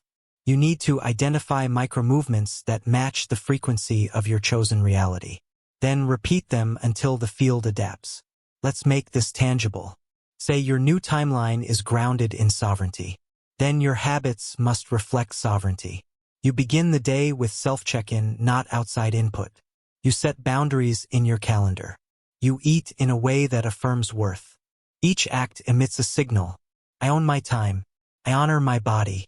I trust my voice. These aren't goals. They're fractal nodes. Repeating, stabilizing, reinforcing. And over time, the old identity has no field to return to, because you've replaced its scaffolding with new structure. This is the architecture of self-creation. Not through force, through frequency repetition. So how do you choose your quantum habits? Begin with the future self. Not abstractly, in granular detail. How does that version of you breathe when triggered? How does she respond to uncertainty? What does she do with the first 5 minutes of every day? Now choose one action from that version. Install it now. Don't wait to feel ready. Readiness is a result of repetition. Every time you perform that action with conscious energy, you're sending a new signal to the field. And the field responds. It begins to reorganize events, people, timelines around your stabilized identity. But here's what matters most. The habit must match the geometry of your intention. If your goal is peace, but your actions feed stimulation, the field will mirror the noise. If your goal is love, but your habits reinforce self-abandonment, you're splitting the signal. So check alignment constantly. Ask, is this action feeding the version of me I'm becoming? Or is it echoing the loop I've collapsed? You'll feel the answer in your body. Tension, resistance, disconnection. That's a sign the habit is not resonant. Coherence feels simple. It may be uncomfortable, but it feels true. And that truth is the seed of momentum. Because quantum habits create quantum effects. Tiny consistent acts become magnetic fields. They attract synchronicities. They stabilize nervous system shifts. They lock in your new geometry. You don't have to wait for change. You become it. In morning breath, in word choice, in how you hold your spine during conflict. It's not dramatic. It's precise. And over time, you wake up in a reality that matches the pattern you've been rehearsing with your being. Not because you forced it, because you lived it. So pick 3 quantum habits. Make them small. Make them sacred. Perform them daily. Not to earn the shift, to embody the signal. And trust, the fractal is listening, and it will mirror back exactly what you've stabilized. Next, we will explore what happens when one of those tiny new signals ripples across dimensions, and why the smallest shift, when made with clarity, can bend entire timelines in your favor. You've heard it before. A butterfly flaps its wings, and a storm forms on the other side of the world. In chaos theory, this is more than poetry. It's sensitive dependence on initial conditions. The idea that tiny inputs can lead to exponentially different outcomes in nonlinear systems. But this isn't just true of weather patterns. It's true of you. You are a recursive, self-reinforcing field of energy. And every micro-choice you make becomes a thread in the fabric of your timeline. This is the butterfly loop. The moment when a subtle shift, barely noticeable to your conscious mind, triggers an entire reorganization of experience. Not by luck, by structure, by signal, by pattern. You choose not to send that text. You take a breath instead of reacting. You hold your posture a little taller during conflict. You speak up when you usually stay silent. And the world responds. A door opens.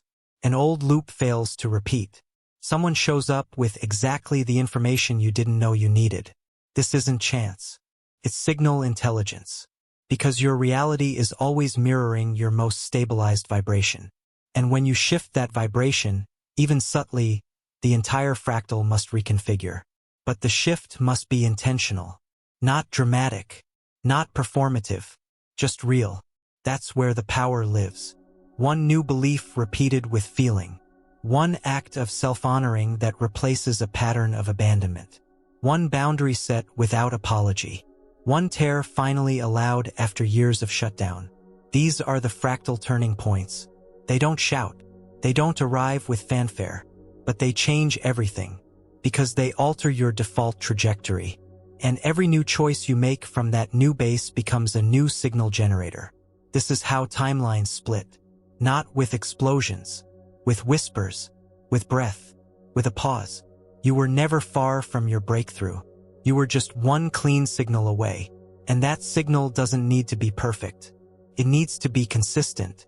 So next time you feel stuck, ask, what is the smallest shift I can make right now that reflects my new frequency? Then do it. Without expectation. Without force. Just alignment. Because alignment sends ripples. And ripples amplify. And amplification stabilizes timelines. This is how people suddenly change. It's never sudden.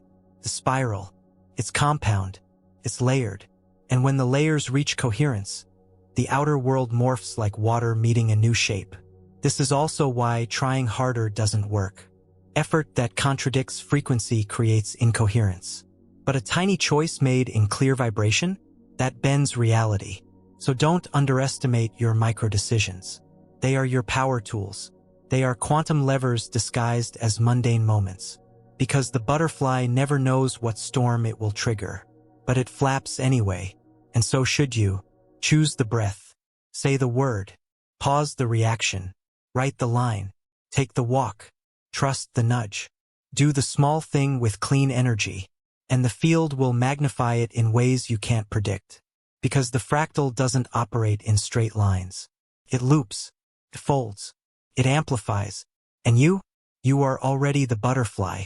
Next, we will step into the most mysterious realm of all, dream space, and explore how your higher self speaks in fractal code during sleep, using symbols and landscapes to send messages across time and timelines. You think you're resting. You think sleep is pause. But while your body goes still, your consciousness continues, spiraling through dimensions you rarely remember. Sleep is not absence. It is re-entry. You leave the linear timeline. You drop the ego shell. And you return to the quantum field of your expanded self. This is where your dream fractals emerge. Not random. Not noise. Encoded. Deliberate. Messages wrapped in geometry, metaphor, and memory residue. Every night, your higher self sends signals, using symbols, emotions, and abstract landscapes to translate nonlinear data into digestible form. And when you begin to pay attention, you can start decoding these dream messages as timeless information. Let's dismantle the old story. Dreams aren't leftovers from your day. They're interfaces, portals. They are holographic fragments of your own quantum field, reflecting back the state of your inner fractal. Have you noticed the loops? The dream that returns every few months with minor variations? The recurring place that doesn't exist in waking life, but feels oddly familiar? The people from your past showing up in surreal new roles? These are fractal patterns, self-similar echoes of unresolved timelines, parallel versions of you, shadow fragments, emotional signatures asking to be reintegrated. And each dream is not just a story. It's a geometry map of what's happening inside your energetic system. The falling dream? That's a control loop releasing. The flying one? That's an identity rupture expanding into new freedom. The collapsing house? A belief system dissolving. Once you understand this, dreams stop being mysteries. They become diagnostic tools, live readouts of your soul's current spiral. But to receive them fully, you must shift how you approach sleep. You can't enter unconsciously and expect clear messages. You must become a participant in your own dream fractal.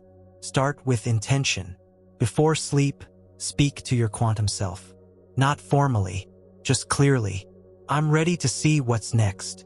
Show me the pattern that's still running. Reveal the version of me I'm now activating. Your higher mind is always listening. The dream field will respond. Not instantly, but accurately. Now watch the textures. What emotions rise as you drift? What images return upon waking? What symbols repeat across different dreams? Don't get stuck on narrative. Get curious about structure. What's looping? What's unresolved? What's trying to end? But keep showing up with new faces. Track it. Write it. Speak it aloud. This is how you bring dream codes into conscious awareness. And once they're conscious, you can begin to respond. Because you're not just watching these symbols. You're interacting with your own unconscious signal. Dreams are not passive. They're feedback. They show you what you couldn't see in waking life, filtered through metaphor to bypass your mental filters. But here's where it gets even more powerful. You can change the dream fractal, not just after, during. This is lucid dreaming. But more than that, this is fractal reprogramming during sleep. When you become aware inside the dream, you gain access to the quantum keyboard. You can shift the environment, change the characters, end the loop, rewrite the geometry, and those changes echo into waking reality. Because your field doesn't separate dreams from real life. It only responds to frequency and signal integrity. So a shift made in dream state is just as potent as one made during meditation or ritual. You speak to the same field, from a different level of access. So here's your practice. Before sleep, ask. Set a clear, specific intention. Then sleep as if entering ceremony. Upon waking, write without editing. Even fragments matter, especially the strange ones, especially the emotional ones. Then look, is there a loop here? Is this pointing to a shadow? A parallel version? A pattern trying to collapse? Now bring that into your day. You may find synchronicities confirming it. You may notice triggers tied to the dream theme. You may feel old loops losing charge without explanation. That's integration. That's alignment. Because dreams don't just inform. They initiate. And once you treat sleep as an active fractal layer of consciousness, your entire spiritual architecture becomes more responsive. You don't have to decode every dream, but you do have to honor the geometry behind them. Start now. Tonight, choose presence. Enter sleep as a collaborator. Ask clearly, receive cleanly, and trust that the field will speak. Because it already is, and always has been. Next, we will examine how your waking beliefs, especially the ones you don't even know you're holding, create gravitational fields that bend reality around them like invisible stars in your quantum sky. You think thoughts are soft, invisible, fleeting, mental decorations that come and go without weight. But thoughts are not light. They are gravitational centers. They shape everything around them. And beliefs are just thoughts repeated enough times to gain mass. They become orbit points, invisible stars that bend the fractal fabric of your reality around their presence. This is the law of the thought field. Every belief emits a frequency. That frequency has pull, and that pull attracts experiences that match its tone. Not by magic, by resonance, by geometry. You believe people aren't trustworthy. You'll unconsciously filter for betrayal. You'll feel unsafe even when no threat is present. You'll dismiss honesty when it shows up because it doesn't fit your pattern. The belief doesn't just color your perception. It structures your experience. It warps incoming energy to match its field. This is why changing your life without changing your beliefs almost never works. Because the gravitational pull of your thought field keeps snapping you back to familiar timelines. You quit the job. New boss, same dynamic. You end the relationship. New partner, same wound. Because the belief stayed intact. And so the pattern replicated. The universe is not personal. It's responsive. It doesn't give you what you want. It reflects what you are. And what you are, energetically, is the sum of the frequencies you most consistently host. So let's get honest. What beliefs do you carry about worth? About safety? About possibility? About time? About who you're allowed to be? Don't go digging. Look at your results. Your relationships reveal what you believe about love. Your money reveals what you believe about value. Your emotions reveal what you believe about power. Your body reveals what you believe about presence. Your life is not random. It's a projection of your most stabilized thought fields. But here's the liberation. Fields can be recoded. You don't have to believe a new thought to begin shifting your experience. You only have to practice it long enough to shift your gravitational center. That means, speak new words even when they feel unfamiliar. Hold new postures even when they feel awkward. Take new actions even when your body wants to loop the old timeline. This is how you override the field. Not through logic, through repetition with resonance. Repetition installs the new pattern. Resonance makes it coherent. And once a belief is encoded with enough emotional clarity, it begins to attract matching experiences automatically. Not because you're controlling reality, because you've become a different attractor point. So when you say nothing ever works out, stop. That's not a thought. That's a field. That's a gravitational pull strong enough to shape the events of your week, your relationships, your state. Withdraw your energy. Collapse the statement. Replace it with a new signal. Everything is realigning faster than I can see. I'm learning to host a pattern where trust becomes natural. Say it, mean it, feel it, act from it. Not once, daily. And the field will adapt. It has no choice. It's fractal. You are the pattern source. So check your loops. Are they stabilizing old beliefs or reflecting new ones? Are you feeding stories of limitation or expanding into possibility through repetition? This is your laboratory. Your timeline is the readout. Your task is not to hope the future improves. Your task is to create gravitational integrity. So the reality you prefer is pulled to you by the sheer coherence of your signal. Next, we will continue this exploration by revealing how manifestation doesn't attract objects, but patterns, and why designing your inner fractal with precision is the real secret to sustainable results. You've been told to focus on what you want. Visualize the house, the job, the partner, the wealth. Feel the desire. Act as if it's already yours. But manifestation doesn't work the way most people think. You're not attracting things. You're attracting patterns. Because the universe doesn't respond to your wish list. It responds to your geometry. Your life is not shaped by what you hope for. It's shaped by the structure of your inner signal, the emotional frequencies, beliefs, thoughts, and habits that make up your fractal field. Objects don't arrive out of nowhere. Experiences don't fall from the sky. They emerge from a pattern. And if your inner pattern doesn't match what you're asking for, the field cannot stabilize that outcome. Let's be clear. Desire is not enough. Desire is often a symptom of misalignment. You want something because you don't yet feel it. You crave the partner because you're in loneliness. You crave the money because you're in lack. The desire itself reveals the gap in geometry. And most people never close that gap. They keep visualizing from the same baseline frequency, trying to call in abundance from a field coded with fear. That's why the results are inconsistent. Because manifestation doesn't obey thoughts. It obeys structure. So what do you actually attract? Fractal patterns that match your dominant frequency. That includes people, opportunities, challenges, and feedback loops. Your field doesn't just pull in what you consciously want. It mirrors what you're broadcasting at all levels. You want aligned love? Don't picture the partner. Tune into the version of you who no longer performs for connection. Stabilize that pattern. You want financial expansion? Don't force gratitude while still vibrating in contraction. Align your choices with worth. Make peace with visibility. Feel safe in receptivity. These aren't mental tricks.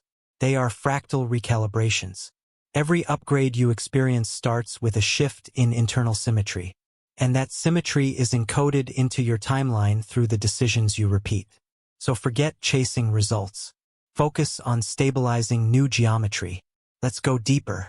If you want to manifest a new reality, ask, what pattern would naturally generate this outcome? Then become that pattern. You do this through emotional regulation, consistent behavior, thought recoding, belief calibration, daily field hygiene, because manifestation is not magic. It's a feedback system. You think, feel, choose. The system reflects. You adjust. The pattern shifts. You stabilize. The timeline locks in. That's the loop. And the more coherent your signal, the faster the response. Not because the universe favors you, because your field has become readable. So stop asking for specific results.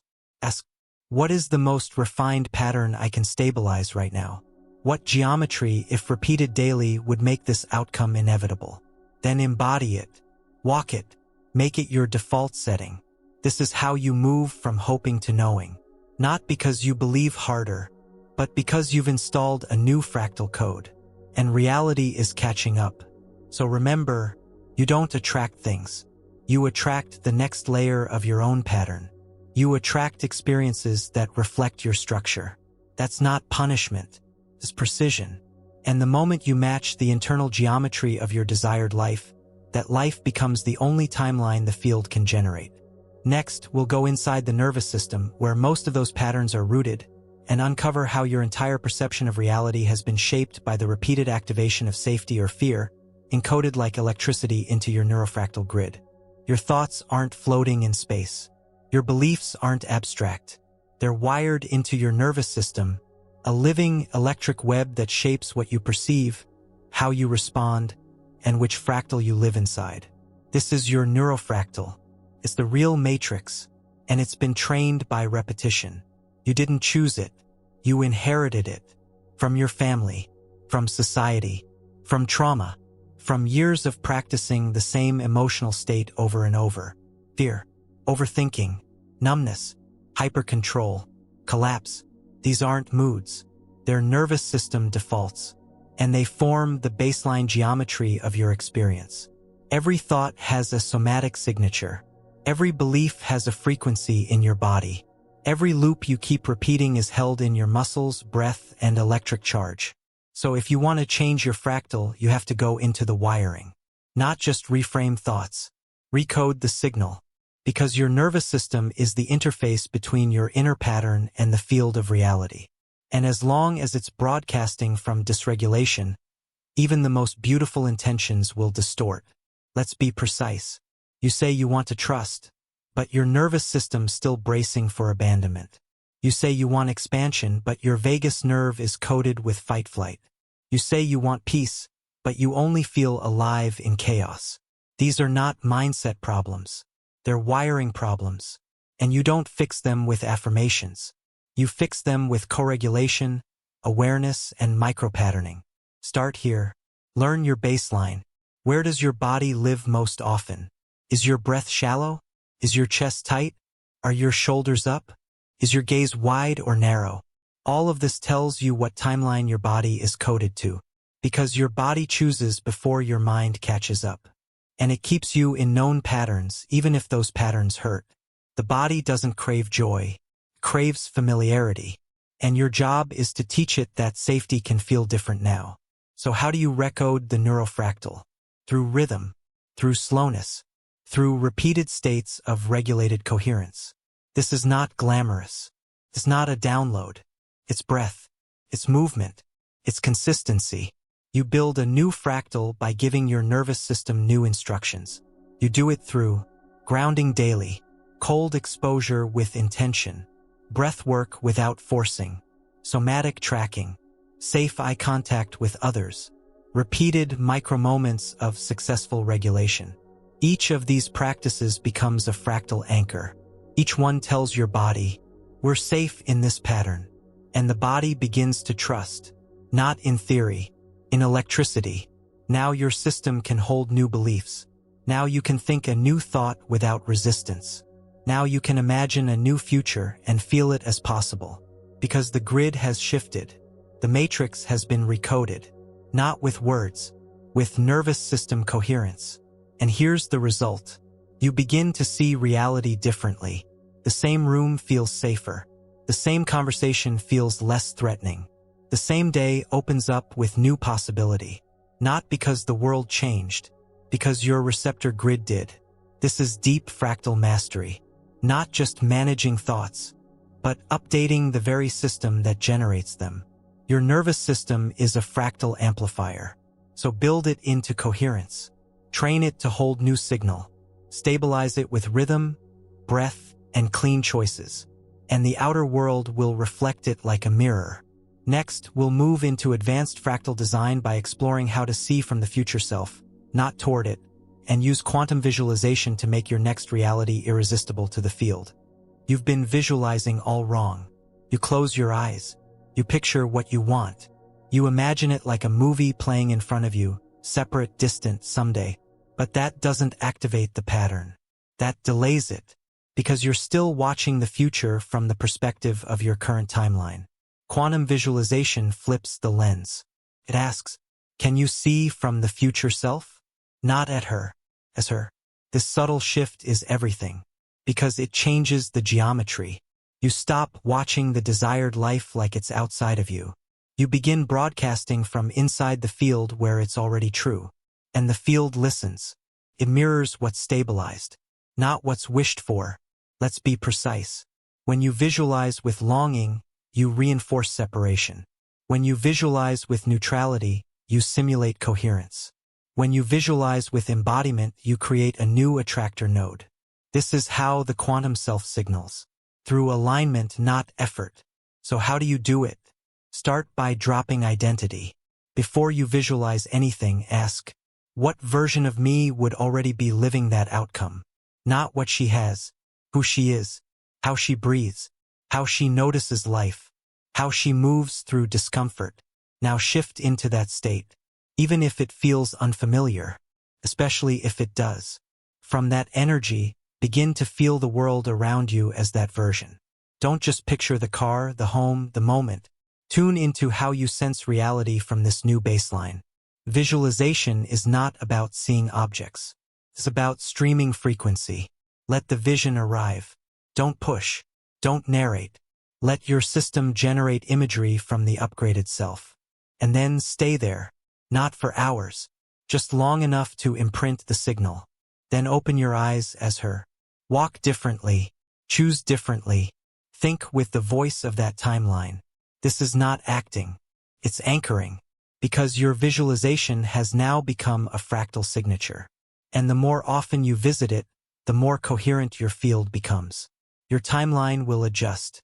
Not because you forced it, but because you're now vibrating at the same rate as your desired outcome. This practice becomes even more powerful when repeated across states. Visualize from that future self. When waking up, before sleep, after movement, during emotional neutrality. These are neural gateways. They imprint faster. They create bridges between timelines. But don't mistake visualization for imagination. One is fantasy.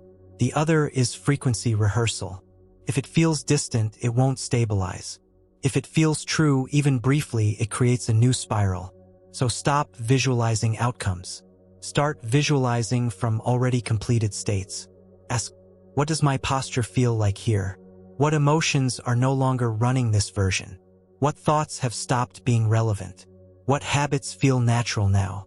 Then build your life around those answers. One breath at a time. Quantum visualization isn't wishful thinking. It's structural rehearsal. And when done consistently, it rewires perception, emotion, and behavior. You're not pretending. You're tuning. And the more you tune, the more obvious it becomes. Your desired life is not far away. It's one fractal shift away. Next, we'll explore how the field responds once you start living in that upgraded vibration, and how synchronicities begin to cluster, forming a breadcrumb trail from your higher self across dimensions. Something shows up out of nowhere. A number repeats. A stranger says the exact phrase you've been turning over in your mind. You dream of a place, then someone mentions it the next day. Coincidence? No, these are synchronicity streams, and they're not random. They're fractal feedback from the field. Once your signal shifts, the outer world responds. Not always with results. First, with breadcrumbs. Synchronicities are not signs of magic. They're markers of alignment. They show you that your geometry has become readable by the quantum field. You've changed the signal. Now the system reflects. But here's the key. Synchronicity is not confirmation. It's communication. It's the field speaking your pattern back to you in symbolic, elegant, sometimes absurd ways. Not to entertain, to guide. You're in constant dialogue with the system.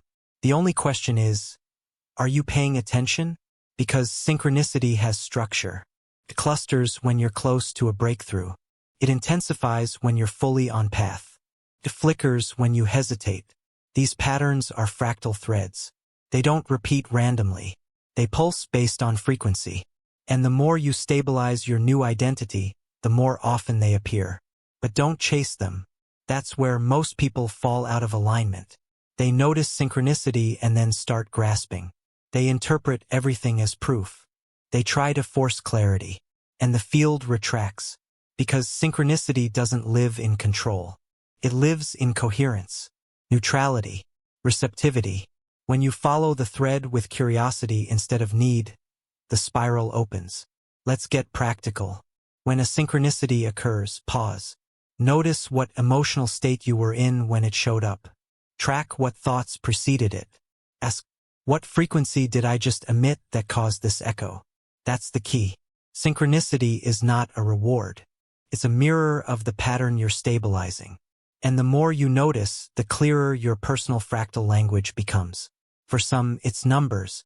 For others, songs, images, names, dream fragments. Learn your symbols.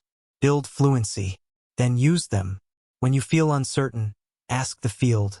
Send a reflection if this path is aligned. Show me a shift if I'm off pattern. Then watch with neutrality. The field will speak. Not because it's being commanded. Because you're in resonance. And resonance creates streams. Not one-off signs, but a rhythmic pattern of feedback that forms a breadcrumb trail toward your next octave. You don't follow these breadcrumbs like a child hoping for a prize. You track them like a sovereign architect watching the system confirm the design. And yes, sometimes synchronicities will stop. Not because you're wrong, but because the pattern has changed. A new thread is forming, and silence is part of the shift. Don't panic. Stay in signal. Keep choosing from coherence. And the next thread will appear, often more refined than the last. This is how you live in the fractal stream. Not chasing magic. Reading structure. Interpreting reality as a coded field. Because that's what it is. And synchronicity is the echo that lets you know. You are being heard. Keep going. Upgrade accepted. Next, we will dive into the hidden architecture of emotion, revealing how your feeling states are not reactions, but fractal anchors that lock timelines into place or dissolve them on command. You were taught to manage your emotions, to calm them, suppress them, or worse, ignore them. But feelings are not flaws. They're not distractions. They're codes. Emotion is the glue that holds a fractal timeline in place. More than thought, more than action. Feeling is what binds a pattern to your field.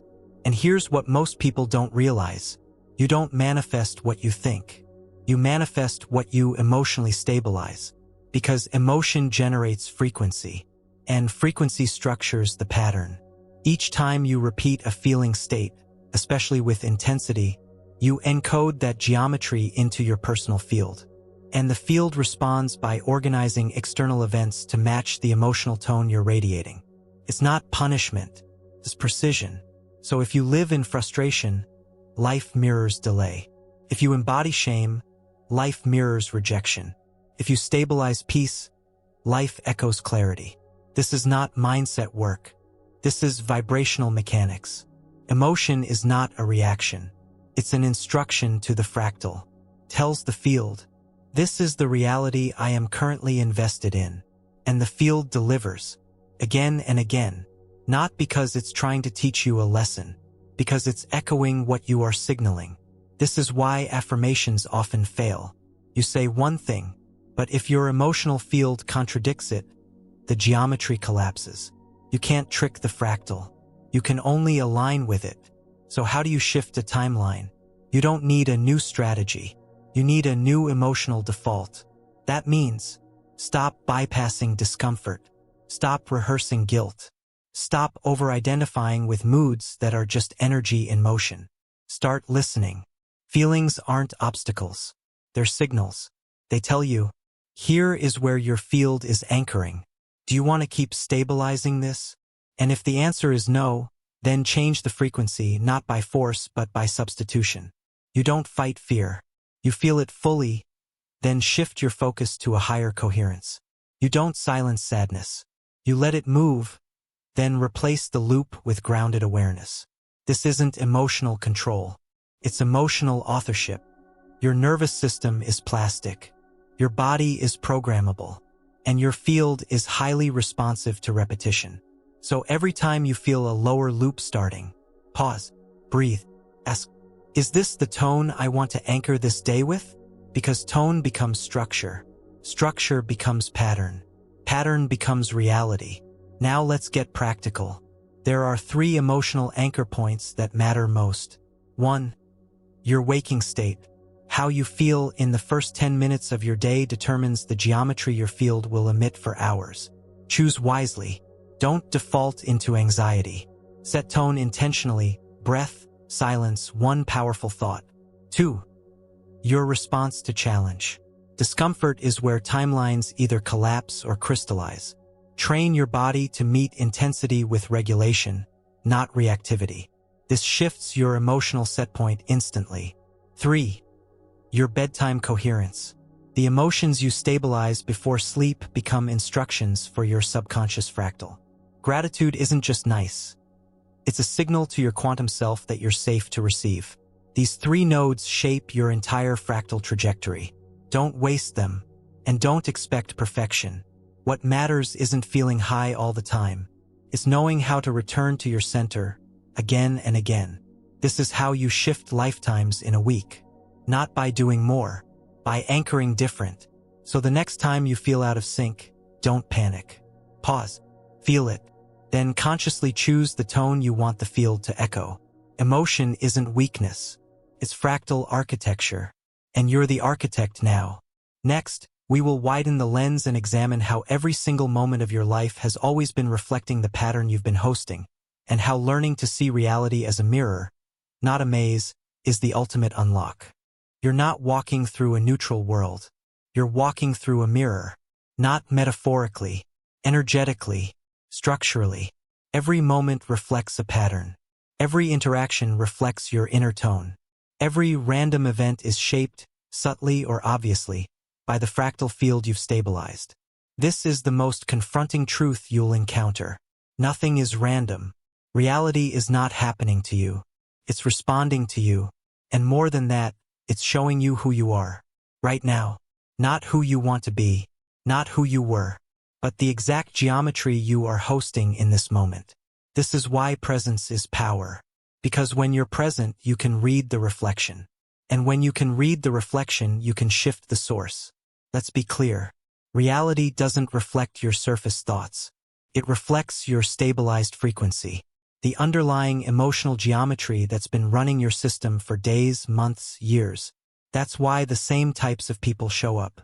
That's why similar challenges repeat. That's why patterns echo through relationships, money, and health.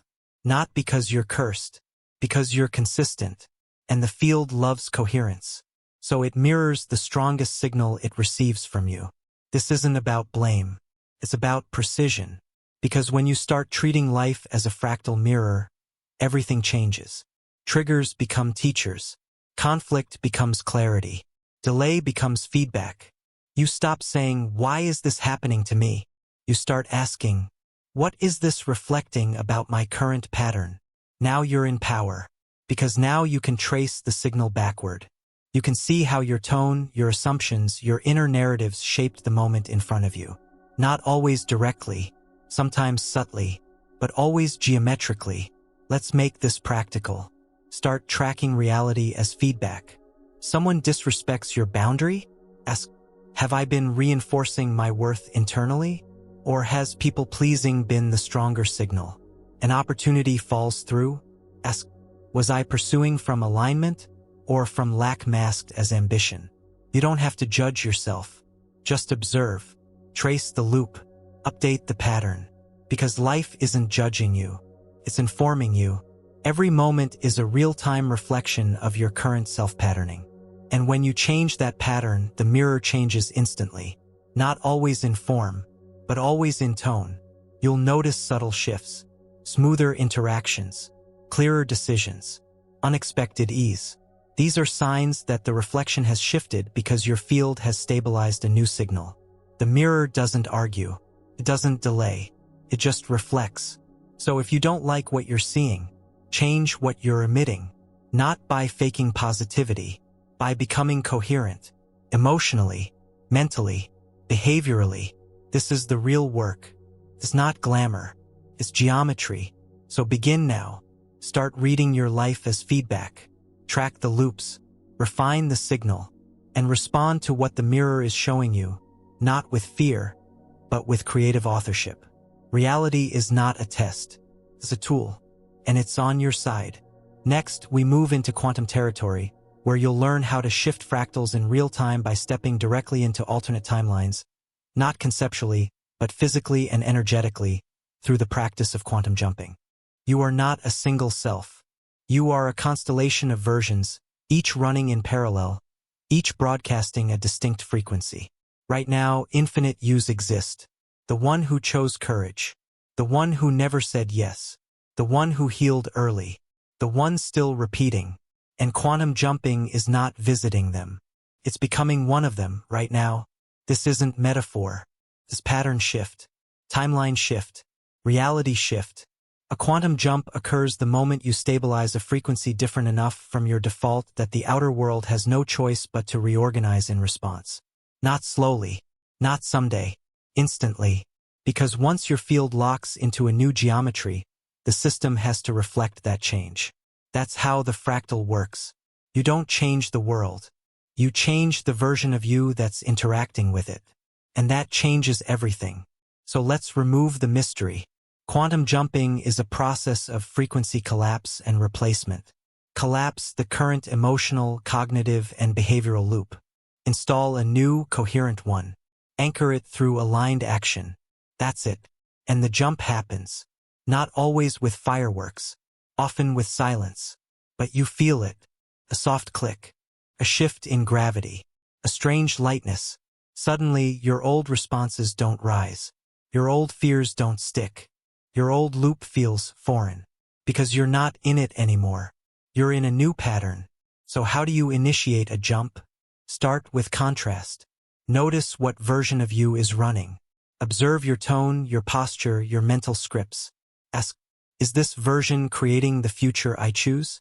If not, interrupt the loop. Don't argue with it. Interrupt it. That means, stop the thought mid-sentence. Exhale fully. Change your physical state. Speak a new sentence aloud. Make a micro-move that breaks the pattern. You must destabilize the current frequency. Otherwise, you're only pretending to shift. Now, access the alternate you. The one who's already living the preferred pattern. Not in theory. In embodiment. Ask, what does she think here? How does she speak right now? What action would be completely normal for her in this moment? Then do it. Not later. Now, this is the critical moment. The field is watching. If you hesitate, you stay in the loop. If you move with coherence, the jump locks in. You don't need to believe it yet. You need to move like it's already true. Because belief catches up to behavior. And reality catches up to frequency. Now stabilize. A jump is only as strong as your ability to stay in the new pattern. That means, don't revisit the old story. Don't retell the old identity. Don't wait for confirmation. Trust the field. Trust the signal. Trust the structural shift. If you feel resistance, breathe. Anchor the new version again. And again. This is not pretending. It's tuning. Over and over until the new version becomes the only one that feels natural. And then, life bends. Not because you forced it. Because you stopped echoing the pattern that generated your old timeline. Now you're elsewhere. And everything reflects it. This is quantum jumping. Not fantasy. Not philosophy. A real-time re-entry into the timeline that has always been available, but was waiting for you to match its frequency. Next, we'll address the most overlooked part of jumping, anchoring. Because without stabilization, even the most profound leap will dissolve, leaving you confused, scattered, and pulled back into your prior loop. You've jumped. You felt it. A shift in pace. A lightness in your core. A clarity in your choices. For a moment, maybe an hour, a day, or a week, you felt free. But then something tugged. The thought, a memory, a situation, and the old patterns started creeping back in. Why? Because you didn't anchor the new frequency. And without anchoring, every quantum shift is temporary. Stability is not automatic. Your field will default to old structures unless you install new reinforcement loops. This is not failure. It's architecture. Every new identity needs a foundation, or it collapses under the weight of unconscious momentum. Anchoring is not about forcing. It's about reinforcing the new geometry until your nervous system treats it as normal. And this happens through repetition, emotion, environment, action, ritual. You have to build an energetic ecosystem around your new self. One that makes it easy to stay in frequency. One that reduces friction. One that trains your field to prefer the new loop. So how do you anchor? 1. Reinforce through daily signal activation. That means invoking the new identity multiple times a day, with intention, clarity, and feeling. This isn't just a reminder. It's a code update. Speak as her. Move as her. Act like every step is proof you're in her timeline. 2. Surround your field with resonant input. Music, words, environments, everything carries frequency. Curate what surrounds you. Don't feed the old signal through your ears and eyes while trying to hold a new vibration. 3. Install micro-rituals that signal I'm still here. Every identity has habits. Choose 2 to 3 anchor behaviors that your new self would do, daily without negotiation. These become nodes that tell the field, this version is not a phase. It's the new baseline. 4. Exit the echo chambers. If your space is filled with people or platforms that expect your old identity, they'll unconsciously pull you back. This doesn't mean cut everyone off. It means guard your coherence. Distance from misaligned patterns is part of anchoring. 5. Expect pushback and respond from the new frequency. Old patterns will test you. They'll show up through people, emotions, and synchronicities. Not because you're off track, because the system wants to know if you're serious. Your response determines whether the anchor deepens or loosens. And most importantly, stop watching for results. That pulls you out of the pattern and into doubt. Doubt is a destabilizer. Curiosity is fine, but trust is stronger. Live as if the shift already happened. Because it did. The field doesn't respond to delay. It responds to signal strength. So the longer you hold the tone, especially when there's no immediate reward, the more permanent the geometry becomes. And then, something strange occurs. You forget the old loop. Not because it's erased, but because it no longer feels real. It no longer matches your nervous system or emotional blueprint. You're not faking anymore. You're anchored, fully, deeply, stably. This is how quantum jumping becomes quantum living. Not one shift, but a new foundation, a new normal, a new attractor state. And once you're anchored, the field starts building around you. People align. Opportunities emerge. Synchronicities confirm. Not because you chased them, but because you finally gave the field a stable structure to support. So ask yourself now, what needs to be repeated? What needs to be removed? What needs to be reinforced? The leap has already happened. Now make it permanent. Not with effort, with pattern stability. Next, we'll explore the chaos that often precedes full integration. Why right before the new timeline locks in, your old reality can start to unravel in wild, disorienting ways, and how to ride the collapse wave with clarity and power. You made the jump. You anchored it. You felt the frequency hold, until suddenly it didn't. Something breaks. Plans unravel. Emotions surge. Old patterns rear up, stronger than ever. Feels like regression. Feels like failure. But it's neither. This is the collapse before the bloom. And it's not a setback. It's the final purge. When you stabilize a higher fractal identity, the field must clear out every structure, loop, and echo that no longer resonates. This isn't punishment. It's geometry. It's how timelines seal. To lock in the new spiral, the old one must fall. That collapse might show up as financial turbulence, relationship friction, emotional overwhelm, health flare-ups, identity confusion, not because something's gone wrong, but because you've outgrown the scaffolding that held your old pattern in place. You asked for the new frequency, and the system responded. But now it's asking, are you really done with the loop? Can you hold coherence even while the old reality dissolves around you? Because most people retreat here. They interpret chaos as a sign to go back. They misread collapse as misalignment. But in truth, this is the moment of confirmation. You're not being tested. You're being invited to deepen. Collapse doesn't mean the pattern failed. Collapse means the old geometry is finally losing power. And in that loss, things get loud. The ego panics. The body flares. The field stutters. You are transitioning between identities. And that middle zone, it's messy, disorienting, unstable. Because no timeline stabilizes without compression. Think of birth. The body contracts. The system breaks. Then a new life emerges. Your fractal is the same. The moment before emergence is always disruption. But if you know that, you stop fighting it. You stop trying to stabilize what's ending. You stop interpreting discomfort as misalignment. You start breathing through the shift, grounding, witnessing, refusing to feed the old loop with fear. Let the chaos come. Let the plans break. Let the emotions surge. And remain unmoved in your signal.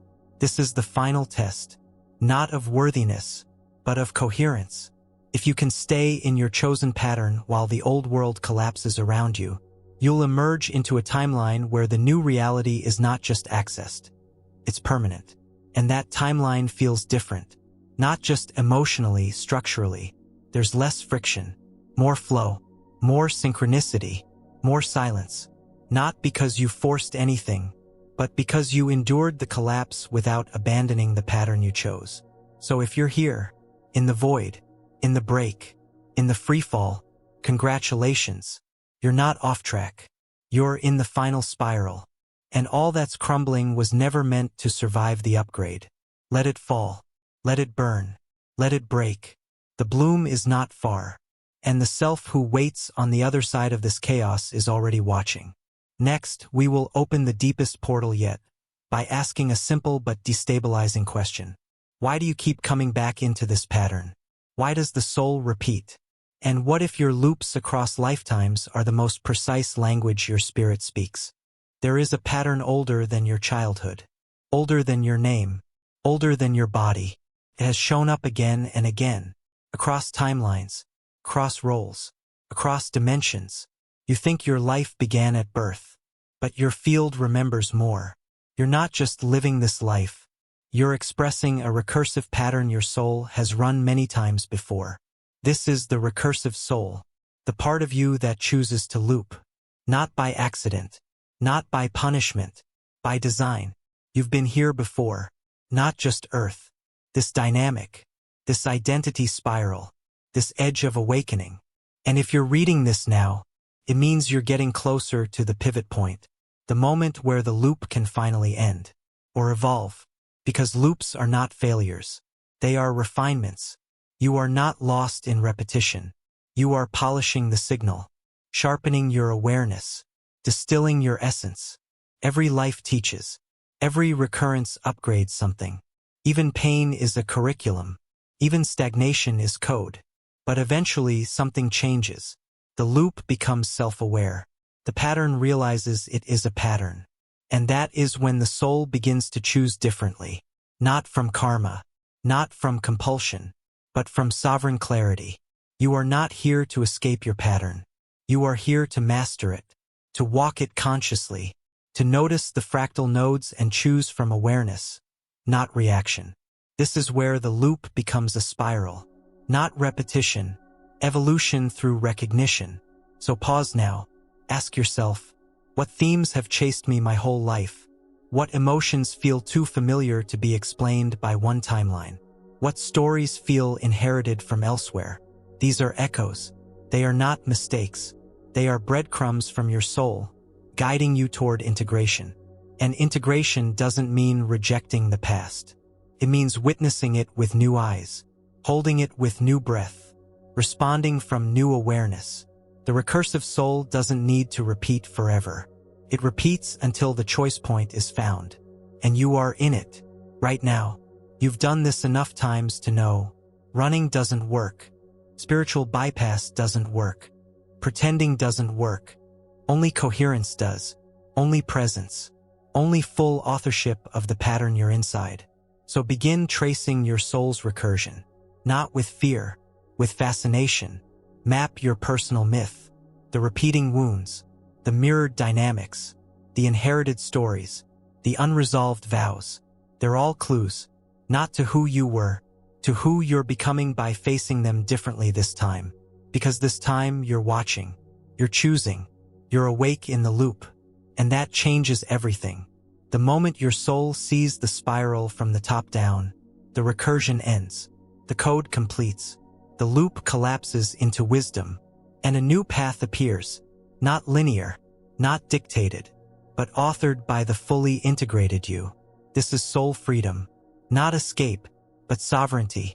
Not forgetting the past, but writing the next cycle with open eyes, an open heart, and full fractal awareness.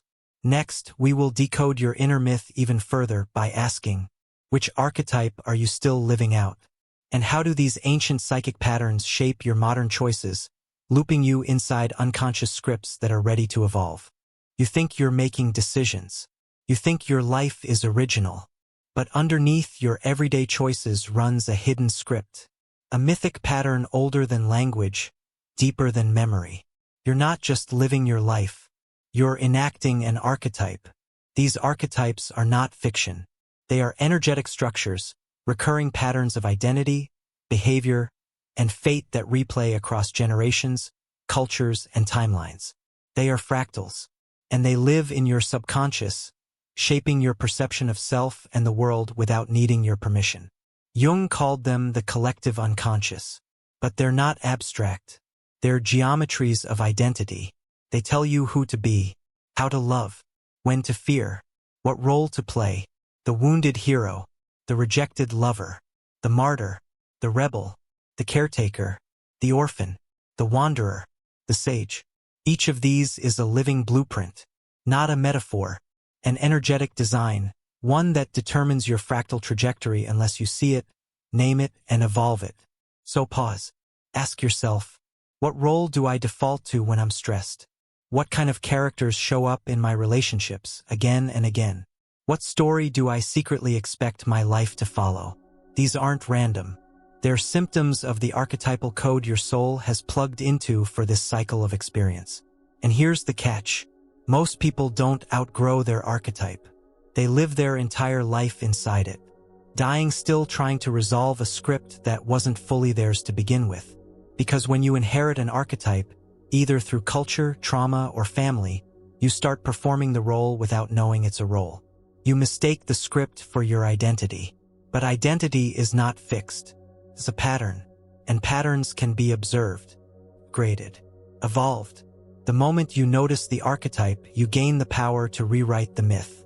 Not by rejecting it, by integrating its lesson and choosing a more expanded version. For example, the wounded healer doesn't have to stay in pain. Once her wisdom is embodied, she becomes the initiator. The rebel doesn't have to destroy everything.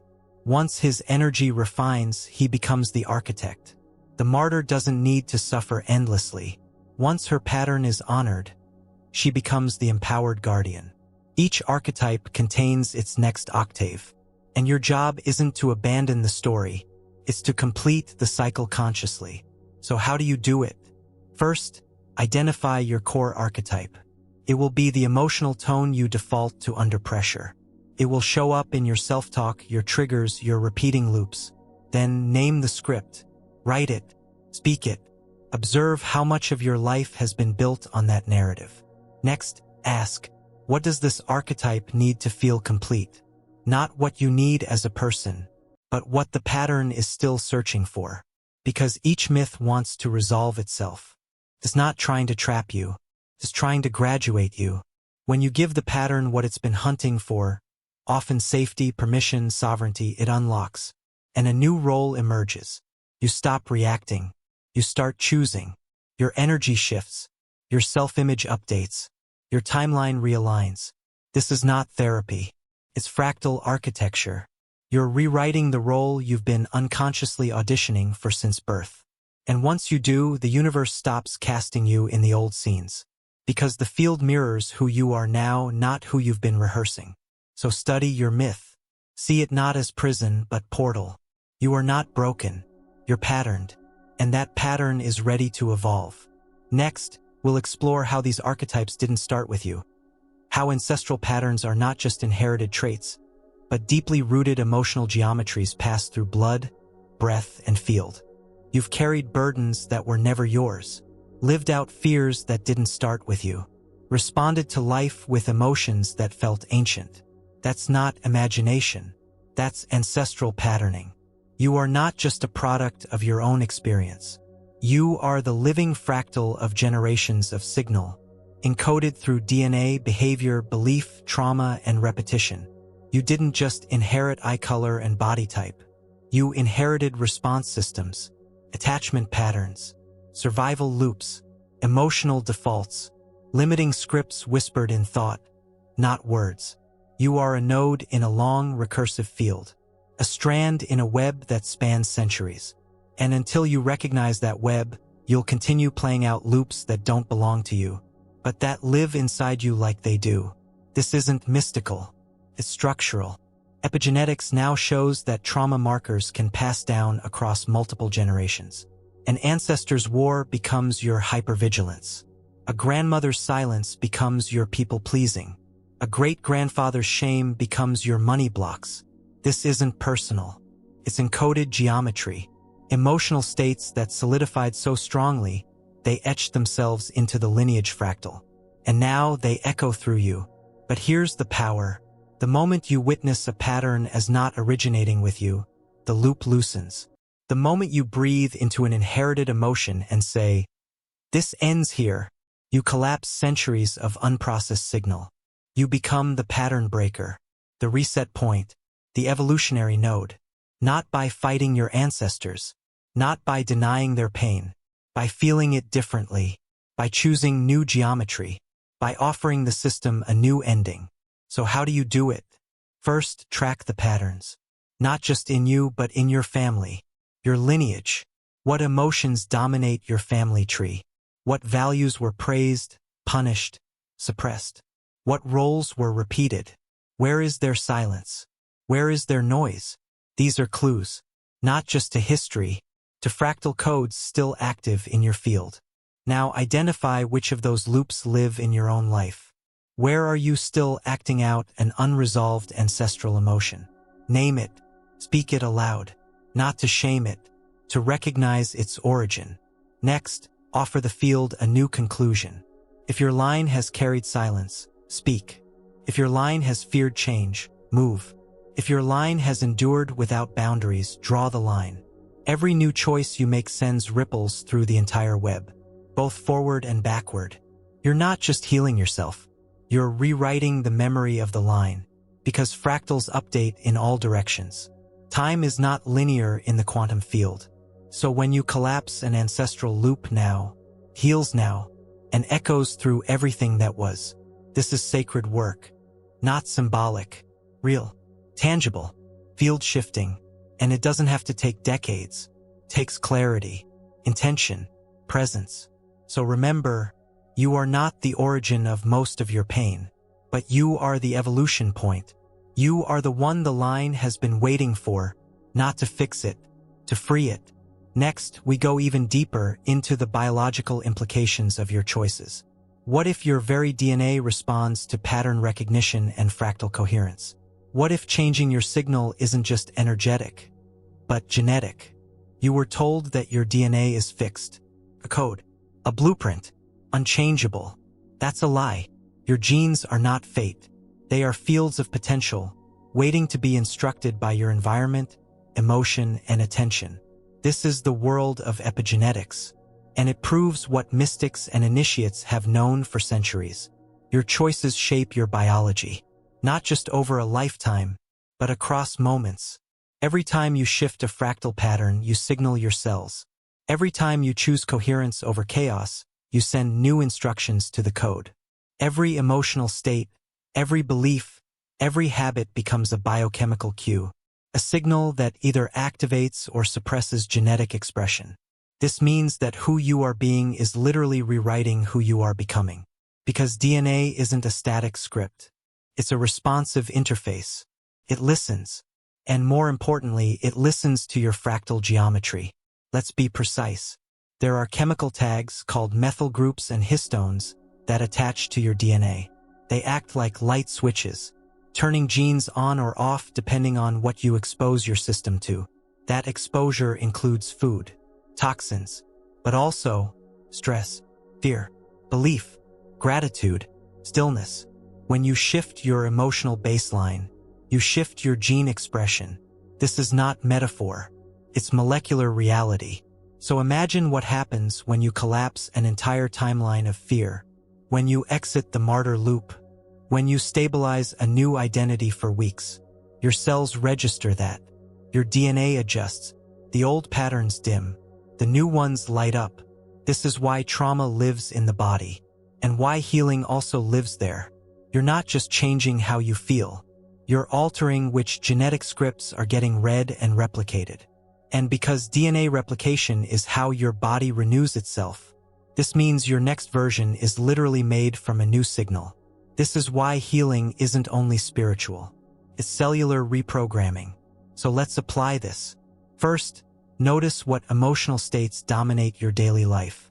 Fear, shame, control, or trust, clarity, expansion. Each one is a different biochemical instruction.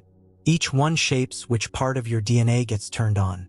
Next, build rituals around emotional elevation. Breath work, meditation, gratitude practices. These aren't just mood boosters. They're epigenetic inputs. They create space in your system for a different version of you to form, one that is not bound to inherited or reactive loops. Also, notice your language. Self-talk isn't just psychology. It's neurological architecture. And neurons shape hormones. Hormones influence gene expression. So when you repeat limiting stories, I'm always anxious. I'll never change. I have this because of my family. You're broadcasting signals that your biology interprets as truth. Stop narrating from the old script. Begin choosing new statements, ones that match your upgraded frequency, even if they feel foreign at first. This doesn't fake your reality. It shapes it. Over time, the body reconfigures. The brain reshapes. The genes reorder. Because the field is different. And remember, fractal change is recursive. A small shift repeated creates massive ripples. It doesn't take dramatic leaps. It takes coherent signal over time. You are not stuck with the body or the fate your DNA handed you. You are in constant communication with it. Through every thought, every choice, every pattern you stabilize. You are not just the product of your genes. You are the programmer of your expression. And now that you know that, the responsibility is sacred. Because every moment of coherence is not just healing you. It's upgrading the genetic future.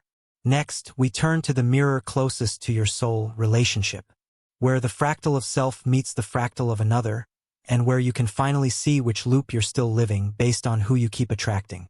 You keep meeting them. Different names, different faces, same story. The one who doesn't listen, the one who controls, the one who runs, the one who drains. You think it's coincidence, bad luck, their fault, but it's not them. It's your fractal. Relationships are not random. They are reflections of your current energetic architecture. They don't show you who they are. They show you who you are being. Not in words, in frequency, in unspoken permission, in emotional resonance. This is the most confronting mirror of all. Because if you want to change who you attract, you have to change what you're broadcasting. Let's unpack this. Every relationship you enter locks into your current dominant pattern. Not your potential, not your surface intentions, your stabilized emotional frequency. If abandonment lives in your field, you will attract those who leave. If overgiving lives in your field, you will attract those who take. If unworthiness hides under your surface, you will attract those who confirm it. Not because life is cruel, because life is exact. The fractal doesn't lie. It simply mirrors what you are rehearsing. So the same types of people arrive, not to hurt you, but to show you where your signal still leaks, where your boundaries are illusions, where your self-image is split. And until you integrate that fracture, until you stabilize a new emotional pattern, you will keep calling in the same soul in different skin. So what's the way through? Start by taking inventory, not of them, of you. Who do you become in connection? What role do you unconsciously fall into? Do you abandon yourself to avoid conflict? Do you perform for approval? Do you rescue? Do you betray your truth for safety? These are your fractal nodes, patterns you carry into every connection. Now trace them back to their root, not just in childhood, in your inner geometry. What's the emotional signature that's generating the loop? Fear of loss? Fear of visibility? Fear of not being enough? Name it, feel it, expose it, then interrupt the cycle. How? By choosing differently in real time. The next time you feel the old role rising, pause, breathe, anchor in your new identity. Speak the truth you usually swallow. Hold the boundary you usually collapse. Receive without guilt. Withdraw without punishing. Each moment you do this, you rewrite your fractal, and the field updates.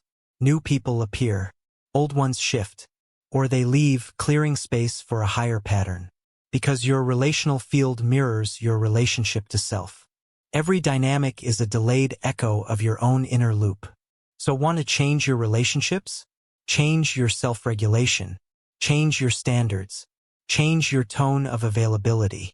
Not by demanding more, by broadcasting differently. Then watch. The same old characters can no longer reach you. Their signal no longer matches. They fade. And new ones, resonant, conscious, reciprocal, arrive. Not by luck, by geometry. You've altered your relational attractor. And in doing so, you've exited the karmic loop of repetition. So look around now. Every relationship in your life is giving you feedback. Not about them, about you. And now you have the tools to feel the pattern, to change the pattern, to become the version of you who no longer matches chaos.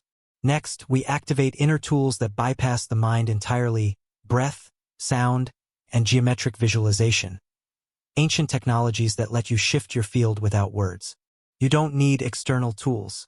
You were born with everything required to shift timelines, collapse patterns, and amplify coherence. The most advanced technologies are not artificial. They are biological, embedded within your breath, your voice, your imagination. Breath is code. Sound is structure. Geometry is instruction.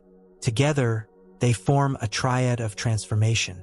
And when used with conscious intent, they allow you to alter your fractal signature instantly. Let's begin with breath. Your breath is not just oxygen exchange. It is an energetic metronome. It sets the rhythm for your nervous system, and your nervous system controls your perception.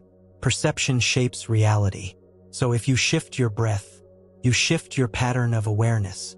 Most people breathe reactively, shallow, tense, scattered, and that reinforces fractured geometry. But intentional breath creates coherence. A full inhale tells your field, I am safe to receive. A complete exhale says, I release what no longer fits this version of me. Try this. Inhale for 4 counts. Hold for 4. Exhale for 6. Repeat for 3 minutes. Watch what changes. The mind quiets. The field stabilizes. The frequency rises. This isn't relaxation. It's fractal recalibration. Now layer in sound. Sound is not just vibration. It is instructional frequency. Every tone you produce or absorb shapes the architecture of your inner field. When you chant, hum, or tone with intention, you are not just making noise. You are constructing geometry. Sound moves matter. Sound organizes chaos. Sound stabilizes the pattern you're trying to live in. Why do you think every ancient tradition used mantra, song, drum, and chant? Because they knew what we forgot. The voice is a tool of creation. You don't need to be musical. You only need to be honest in your tone. Hum when your thoughts are loud. Chant when your emotions are heavy. Speak slowly and clearly when your energy feels scattered. This isn't performance. This pattern work. Now add geometry, not on paper, in your mind, in your inner screen, in the temple of your imagination. Your field responds to shape, especially when visualized with clarity and breath. Try this. Inhale while imagining a glowing triangle in your chest. Exhale as it expands into a sphere. Inhale again as the sphere spins. Exhale while it radiates outward. This is more than visualization. You are sculpting energetic symmetry. The field reads shapes. It mirrors structures. And sacred geometry carries fractal intelligence. Use it. Draw cubes, spirals, and grids in your awareness. Spin light through them. Combine shape, breath, and tone into a single act of internal mastery. This is how you bypass the mind. This is how you shift without needing to figure it out. Because sometimes talking doesn't work. Sometimes journaling isn't enough. Sometimes you need direct modulation of the field. Breath, sound, geometry, they are the trinity of shift. Simple, internal, powerful. You can use them in the middle of a trigger, during transition, while anchoring a new timeline, to collapse a recurring emotional loop, or just to return to coherence. You are not powerless when you're overwhelmed. You are untuned. These tools tune you, and when you're tuned, the pattern stabilizes, the reality aligns, the timeline sharpens. So begin now, not later, right now. Breathe deliberately. Use your voice with intention. See the shapes of your sovereignty. Your biology is your access point. Your field is your interface. And your consciousness is the conductor of the symphony. Next, we step beyond the tools, beyond identity, beyond even the inner voice, into the silent intelligence that observes it all. Not the mind, but the witness beyond thought. There is a place within you where thought ends. Emotion pauses. Time softens. And identity dissolves. It is not absence. It is presence without structure. This is the observer beyond the mind. Not your personality. Not your inner dialogue. Not even your higher self. This is the still witness. The silent intelligence that has been watching every loop, every choice, every shift without judgment, without interference. It has no agenda, no goal, only awareness. And this is where your greatest power lives. Because when you touch that stillness, you remember, you are not your story. You are not the geometry. You are not even the fractal. You are the field that holds it all. The mind resists this. It wants to understand, define, control. But this level cannot be grasped, only experienced. Here's how to access it. First, stop trying. Let go of the need to shift, change, or improve. Just sit. Just breathe. Just watch. Let thoughts pass like weather. Let emotions ripple like wind on water. Don't label. Don't fix. Don't narrate. Just observe. And then observe the observer. You'll feel a soft clicking, a subtle decoupling from the identity matrix. The tension drops. The urgency fades. The self relaxes. You are not disappearing. You are returning to the ground of being beneath every version of you. This state is not empty. It is full, silent, still, but alive. And in this place, all patterns are visible. All loops are optional. All choices are possible. Because from here, you're not in the fractal. You're watching it from outside.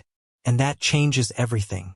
From the observer, you can witness the timeline without being triggered. Allow chaos without entanglement. Recognize your thoughts as temporary forms. Release identification with fear. Choose without force. This is not bypass. This is transcendence without escape. You're not floating away. You're finally landing in the one place that was always still. And the more you return here, the easier life becomes. Not because problems vanish, but because you stop becoming them. You remain as the awareness in which they arise and dissolve. This is mastery, not effort, stillness. Even in motion, you can rest here. Even while acting, you can remain seated in this silent center. And from this place, your choices are cleaner. Your perception is clearer. Your timeline is more fluid. You become the still point around which the spiral turns. And others feel it. They sense the field around you. They enter it. They calm. They mirror. Because this observer is not just within you. It is the fractal origin itself. Beyond thought, beyond story, beyond self. You don't have to visit it. You already are it. You've just been watching your reflection instead of remembering the one who's watching. And now that you remember, you're free, not to escape, but to choose from pure clarity. Next, we go deeper still into the most paradoxical power of all, where the pattern ends, where silence becomes creation, where nothingness gives birth to everything. There's a moment on every path of awakening when all meaning dissolves. Not in despair, in silence. The practices stop working. The concepts feel hollow. The patterns, even the sacred ones, lose their grip. This is not regression. It's not collapse. It is the arrival at the void. The void is not absence. It is pure potential. It is the blank space before form, the unspoken possibility behind all structure. This space is not something you reach. It's what remains when everything else falls away. When identity fades, when beliefs collapse, when effort pauses, what's left is the void. And from the void, everything becomes possible again. Most fear this place. Feels like nothing. Feels like the end. Feels like the erasure of self. And it is. But only the self you thought you were. Only the versions you've outgrown. The void doesn't destroy. It liberates. Here there is no script. No role to play. No signal to stabilize. Only stillness. And in that stillness, you become limitless again. Let's go deeper. In every fractal system, there is a point where recursion must pause. A reset node where the system reboots its geometry. This is not breakdown. This is sacred pause. The fertile emptiness that precedes a new creation spiral. And that's what the void is. Your reset point. The place where the past releases you. The future waits for your new choice. And your current version dissolves into something truer. But only if you stop resisting. Because the mind will want to fill the space. The ego will want to reattach. The nervous system will want to cling to rhythm.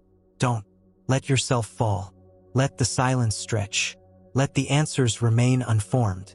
This is where real expansion begins. Not through addition, but through surrender. Not as a practice, as a state. Here's the key. You don't use the void. You don't perform in the void. You become it. This means no chasing, no forcing, no fixing. You simply exist, as awareness without story. And then, quietly, new geometry begins to form. Not from memory, not from fear, from pure alignment. Ideas arise clean. Desires appear authentic. Energy returns stable. But you don't rush to capture them. You hold them gently. You let them emerge. This is the birth of the new fractal. From the void, all patterns are possible. But only the ones that match your deepest truth will crystallize. Because in this space, only coherence survives. The rest dissolves.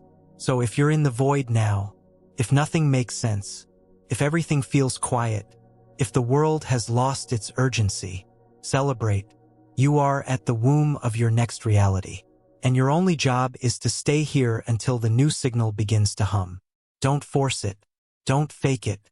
Don't fill it. Breathe. Wait. Watch. Because when the new pattern arrives, you'll know. You'll feel it before you understand it. It won't come with fireworks. It will come with clarity. And you will begin again, from nothing, as everything. Next, we return to something familiar but with new eyes. We revisit your past, your patterns, your story. But now from the next octave of awareness, where you are no longer repeating, you are spiraling upward. You thought you left it behind. That story, that wound, that version of you. But here it is again. Same flavor, same characters, same theme. And yet, something's different. You're not reacting. You're not collapsing. You're not repeating.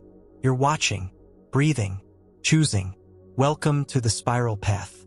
You're not looping. You're ascending. And in that ascent, you revisit the same nodes, but at a higher harmonic. This is the nature of evolution. Not a line, not a ladder, but a spiral. You circle back, but not to repeat, to reintegrate from a wider view. What once hurt you now invites you. What once confused you now reveals itself. What once pulled you under now shows you your power. The pattern didn't disappear, transformed. And you did too. You are now capable of holding what you once avoided, feeling what you once suppressed, seeing what you once blamed. This is mastery, not avoiding old stories, but revisiting them as a new self. So what's different this time? You respond slower. You speak with precision. You don't abandon your center. You don't perform for approval. You choose your tone. You navigate with grace. The same emotional code arrives, but the outcome has changed. That's how you know you've spiraled up. And every time this happens, your nervous system updates. Your identity solidifies. Your field stabilizes into a deeper version of your coherence. This is the spiral path. The return with awareness. Not to relive, to reclaim.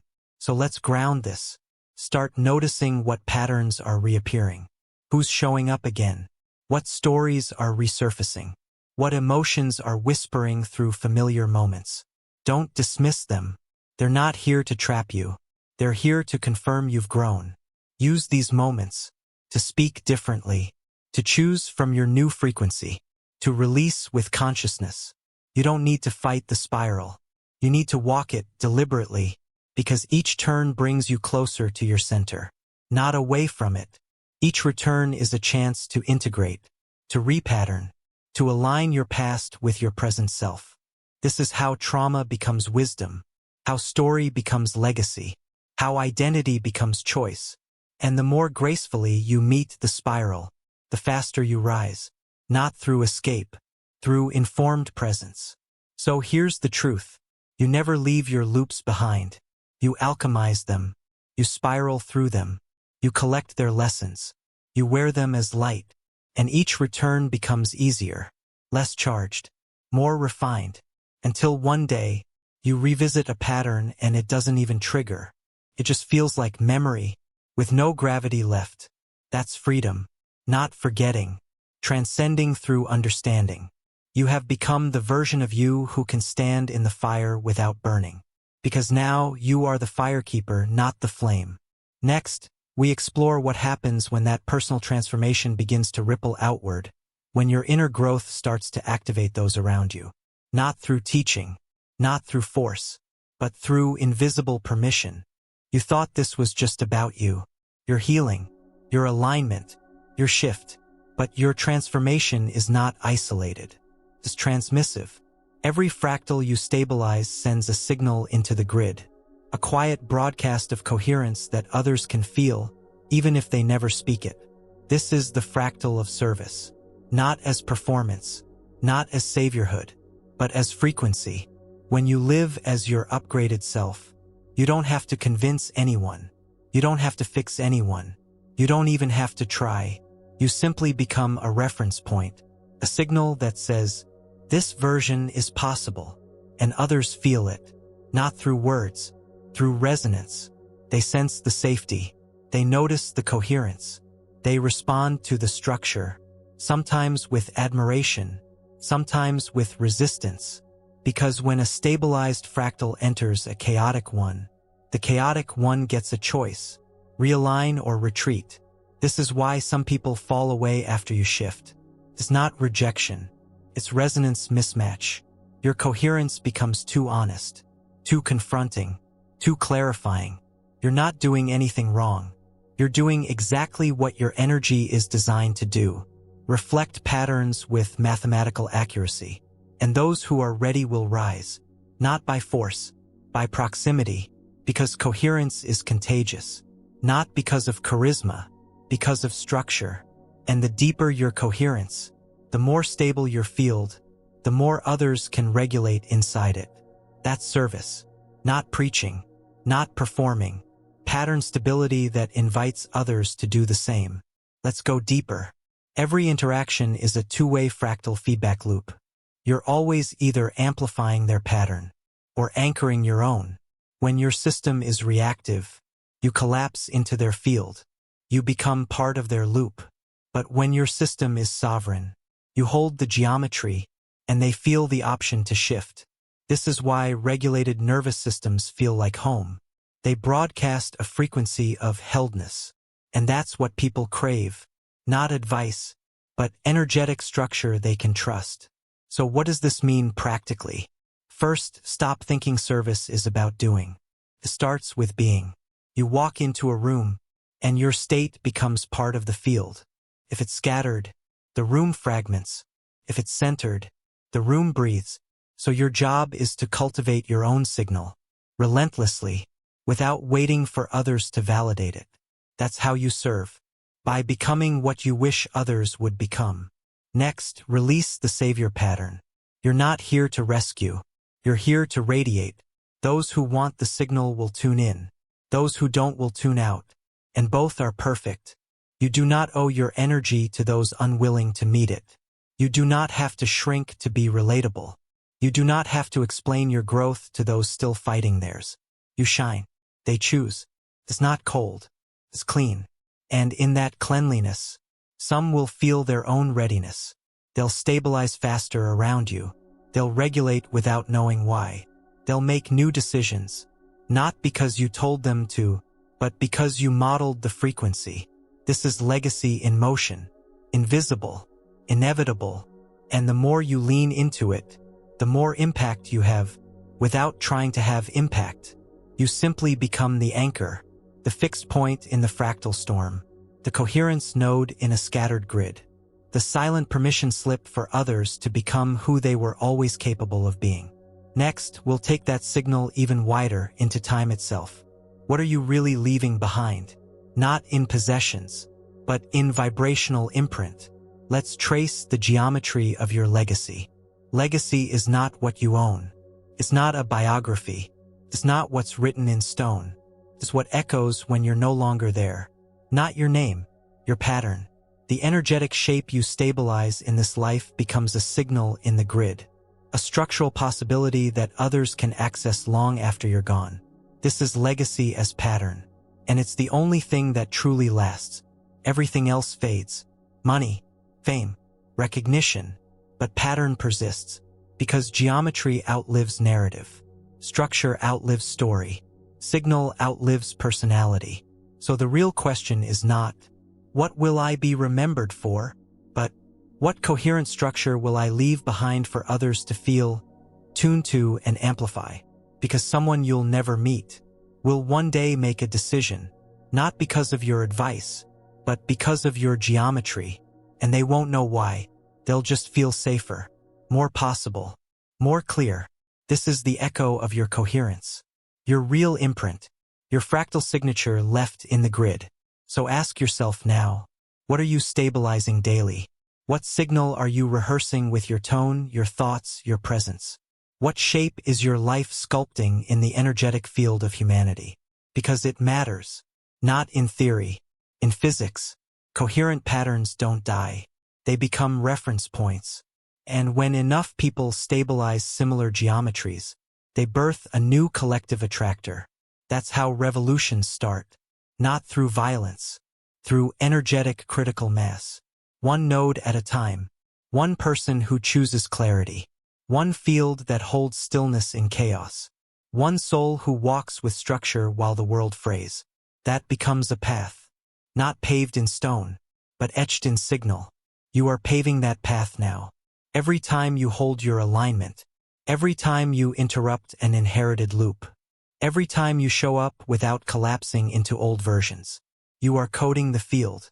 Not in metaphor, in frequency, and long after you are gone, that pattern remains as an option for someone else to step into. So forget the trophies, forget the metrics, forget the stories, focus on the structure, because that's what reality reads, and that's what your soul will echo for lifetimes. Want to know your legacy? Look at your day, the way you breathe, the way you speak, the way you exit a loop, the way you choose alignment over urgency. That's the imprint, that's the geometry, and it's enough. No monuments needed, no applause required, just pure, clear signal, held long enough that it leaves a permanent echo in the collective field. You are not here to leave a mark. You are here to leave a map. For those still searching, still spiraling, still waking up, and your coherence becomes the North Star, the proof that it can be done, lived, embodied. You're not just healing yourself, you're rewiring the future. Next, we zoom out farther into planetary consciousness itself.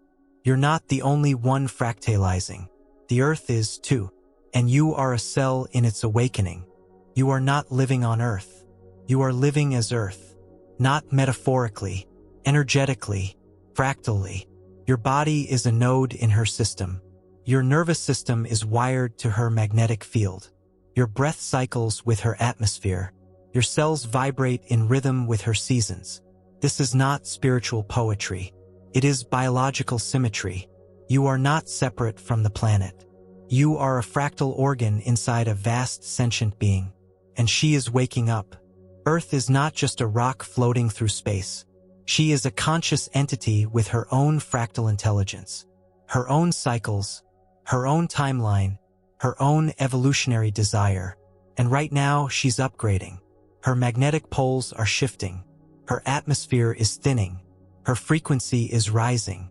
The Schumann resonance, the vibrational baseline of the planet, is no longer stable. Why? Because the Earth is in a fractal phase shift. Just like you, just like your mind, just like your life. And if you're feeling the pressure, the confusion, the urgency, that's not just yours, it's hers. She is recalibrating. And every sentient cell within her, including you, is being called to align with the new geometry. You are not a witness to planetary awakening. You are a participant, a trigger, a transmitter, and everything you do to stabilize your own fractal field becomes part of the planetary grid. This is what ancient cultures understood. They didn't worship Earth. They synchronized with her. They built structures aligned with her grids, her stars, her breath, because they knew when your personal pattern is coherent, you strengthen the planetary pattern. Now, in modern life, we've forgotten this. We live in artificial cycles, screens instead of skies, static instead of soil, and the cost is disconnection, distortion, disease. But that can be reversed fast by reconnecting to the Earth not as a resource, but as a living field of consciousness. So how do you do that? Start by recalibrating your rhythms. Wake with the sun. Sleep when it sets. Expose your skin to natural light. Eat food grown in soil, not manufactured in factories. Each choice is a signal to your biology. I'm syncing with the Earth's clock again. Next, speak to her. Not out loud. In awareness. When your feet touch ground, acknowledge it. When you breathe, feel where it came from. When you stand still, tune into her pulse. It's subtle at first, but soon it becomes a conversation. And as your pattern synchronizes with hers, your intuition sharpens, your nervous system calms, your decisions become more aligned. Because the planet is not neutral. She is interactive. And when you meet her in coherence, she meets you with insight. This is what the mystics meant when they spoke of the wisdom of the Earth. Not superstition. A real-time fractal exchange of frequency-based intelligence. Now take it further. Group coherence. Meditate in groups. Gather in alignment. Not just to talk, but to generate pattern. Because when two or more stabilize their fractals in sync, they amplify Earth's field. And that signal travels through grid lines, ley lines, atmospheric waves. Your coherence becomes her signal. Your choice becomes her code. And as more awaken, The planet shifts from within. This is not metaphor. It's resonance physics. And it means that your personal awakening is a planetary event. Your timeline is not isolated. It's woven into the Earth's shift. So stop waiting for someone else to fix the world. Stop pointing to governments, systems, institutions. The real revolution is geometric. It begins in your field, and it ripples across the planetary grid. Earth is not in trouble. She is in transition, and she's calling her nodes, you, to stabilize, to hold the new harmonic, to become the new signal, not with panic, with precision, with peace, with power. Next, we zoom out from the Earth's fractal into the collective human field. What happens when billions of individual patterns begin splitting? The answer: a mass timeline divergence is already underway. Look closely at the world. Not the headlines, the underlying frequency. Something has fractured, and not in a chaotic way, in a structured divergence. Mass timelines are splitting, and people are no longer living in the same version of reality. Even when standing side by side, this isn't ideology. It's fractal bifurcation, and it's accelerating. Some are looping deeper into fear, control, scarcity, identity fusion. Others are expanding into clarity, alignment, creativity, sovereignty, the same external events, radically different inner geometries. Why? Because the collective field has reached a choice node, and every individual now acts as a timeline tuner. You're not being swept along by fate. You're selecting your stream with every thought, emotion, and act of attention.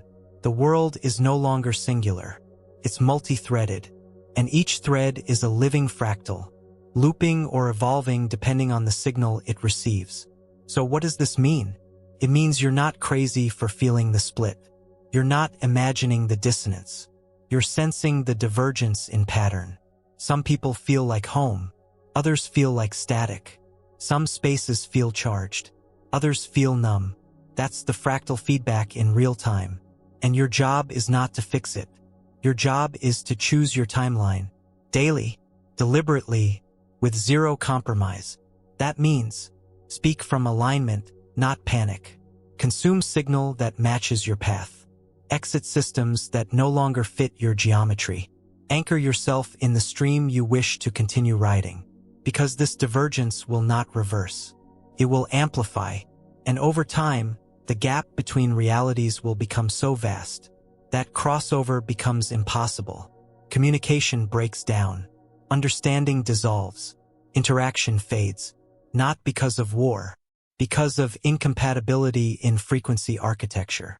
So now is the moment to choose, not what you believe, what you stabilize. Do you build a fractal that reacts, or one that creates? Do you seek safety in sameness, or sovereignty in stillness? Do you join loops of outrage, or generate loops of clarity? Because you cannot live in both timelines. The fork is here, and neutrality is no longer an option. Not because you're being forced, because the field is sorting itself. And your signature will determine your trajectory. This is not punishment. This is structure. You are where your pattern places you. So be precise, be honest, be intentional, curate your inputs, tend to your signal. Refuse to be baited into chaos. This isn't isolation. It's alignment, and it's the only way to stabilize the timeline of expansion.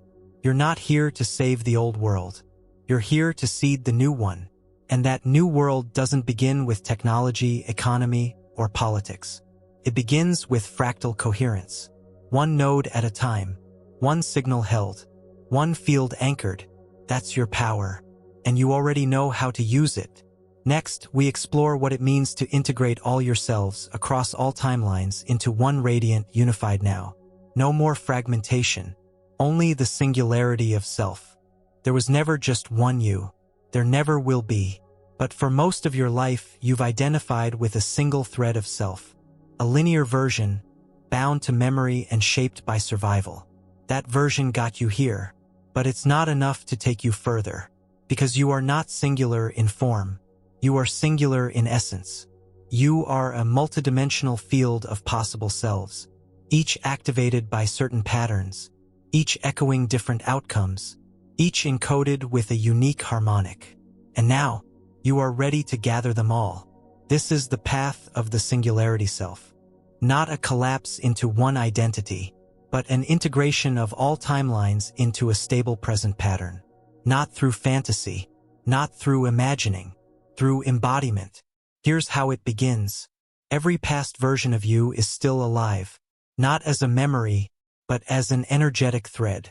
The child who feared abandonment, the teenager who built armor, the adult who repeated loops, the visionary who glimpsed something more. They're all here, stored in your nervous system, held in your emotional field, echoing through your voice and choices. And they all want one thing: to be seen, to be claimed, to be folded into the whole. Integration is not healing each piece in isolation.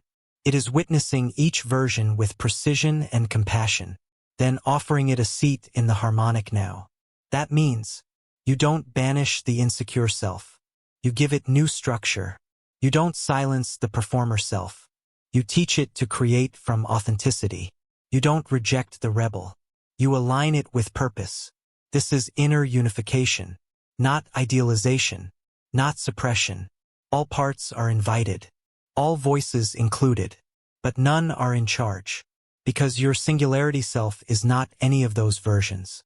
It's the field that holds them all in balance. So how do you become that field? Step 1. Stop over-identifying with your current version. It's just one point in the spiral, just one temporary stabilization. The more you fixate on, "this is who I am," the harder it becomes to access the others, especially the expanded ones. Instead, adopt fluidity. Begin each day with this awareness. I am not a fixed self. I am a fractal node stabilizing what's most coherent right now. This gives you freedom. It loosens your grip. And it makes space for other selves to come online. The ones you've glimpsed in visions, in dreams, in déjà vu. Those weren't fantasies. They were frequency previews. And now you get to bring them in. Call in the self who already made the hard choice. Call in the version who wrote the book.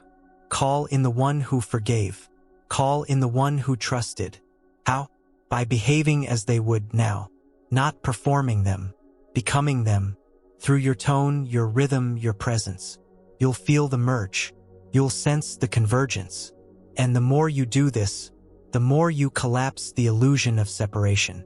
Not just between timelines, between selves, until there's just one signal, one stabilized field, one you, not made of fragments, made of full-spectrum coherence. And that's the singularity self. Not because you've figured it all out, because you've stopped excluding any part. You are whole, not perfect, patterned in integrity. This is the version of you that timelines bend around. The version that no longer echoes trauma unconsciously. The one who generates new spirals instead of reacting to old ones. This is where life gets quiet. Not because it stops moving, but because your field stops fracturing. You are fully online. No missing pieces. No lost selves. No competing signals. Just alignment. Just precision. Just presence. Next, we explore the next level of mastery.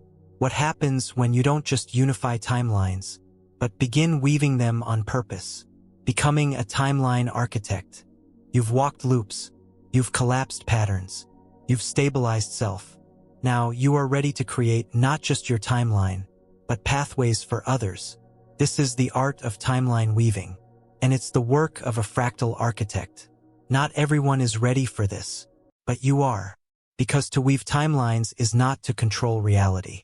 It's to understand structure and place intentional harmonics within it.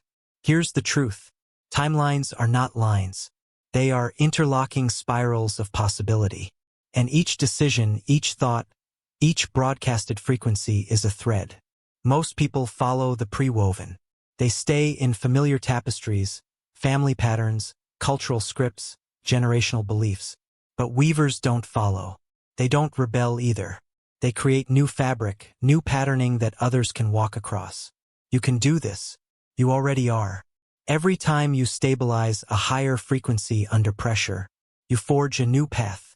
Every time you hold coherence when others collapse, you anchor a stronger loop. Every time you live in alignment when fear pulls, you code the grid with new geometry. This is fractal architecture, not in theory, in energetic infrastructure. So how do you master it? First, upgrade your attention. Not just what you notice, but how you interpret what you notice. Everything around you is a reflection of a larger pattern. Don't just react to circumstances. Read them. Trace the shape. Ask, what pattern is trying to anchor itself through this event? If it's incoherent, interrupt it. If it's aligned, amplify it. That's weaving. Next, curate your expression. Your words are not just descriptions. They are threads. And the tone you speak them in is the loom. When you speak with precision, when your voice matches your energy, when your communication is free from distortion, you lay clean fractal tracks into the field, and others follow them, not consciously, energetically, because every word shapes geometry, and every emotion behind that word tells the field what to do with it. So speak as a weaver, not to be understood, to build understanding. Then master choice, not just decision-making, but fractal divergence through deliberate action. Before you make a move, ask, what kind of timeline does this activate? If you keep saying yes to misaligned loops, you keep stitching dead threads. If you say no clearly, cleanly, consciously, you close entire pattern branches. That's how weavers maintain integrity, not by doing more, by choosing cleaner. Also, surround yourself with other weavers, not echo chambers, not fans, architects, those who are crafting new realities on purpose, not complaining about the old ones. Together, you can co-weave entire networks of timelines, entire fields of new potential. And that's when emergence begins. A single weaver can hold space. A group of them can birth a new world.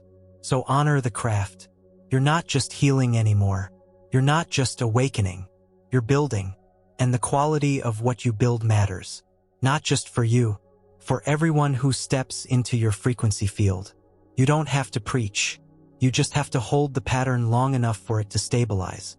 Once stabilized, it lives. Others find it. And the world shifts. Quietly, geometrically, permanently. This is the legacy of the weavers. They don't fight the old. They out-pattern it. And the world follows. Next, we bring your fully integrated self into its luminous state. Not to shine for praise, but because light is structure, and structure is the new reality. You've seen the patterns. You've dissolved the loops. You've stabilized the new codes. Now something else begins. You don't just carry a frequency anymore.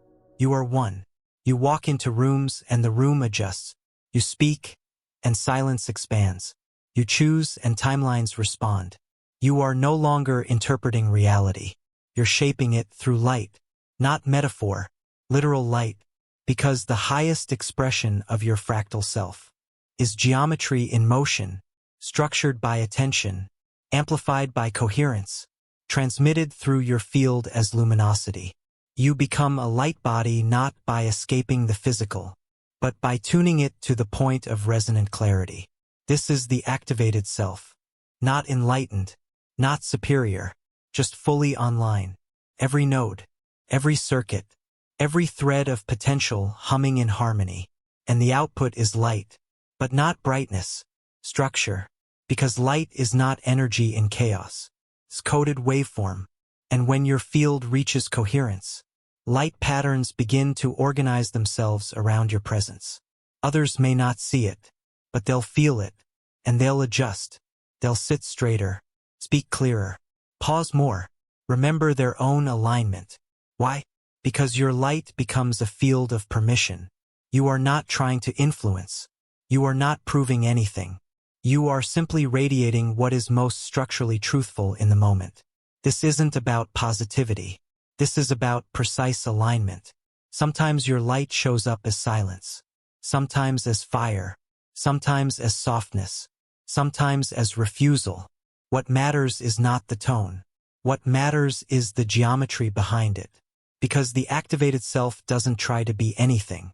It just is. And that isness carries instructions. Your walk becomes a map. Your words, calibration tools.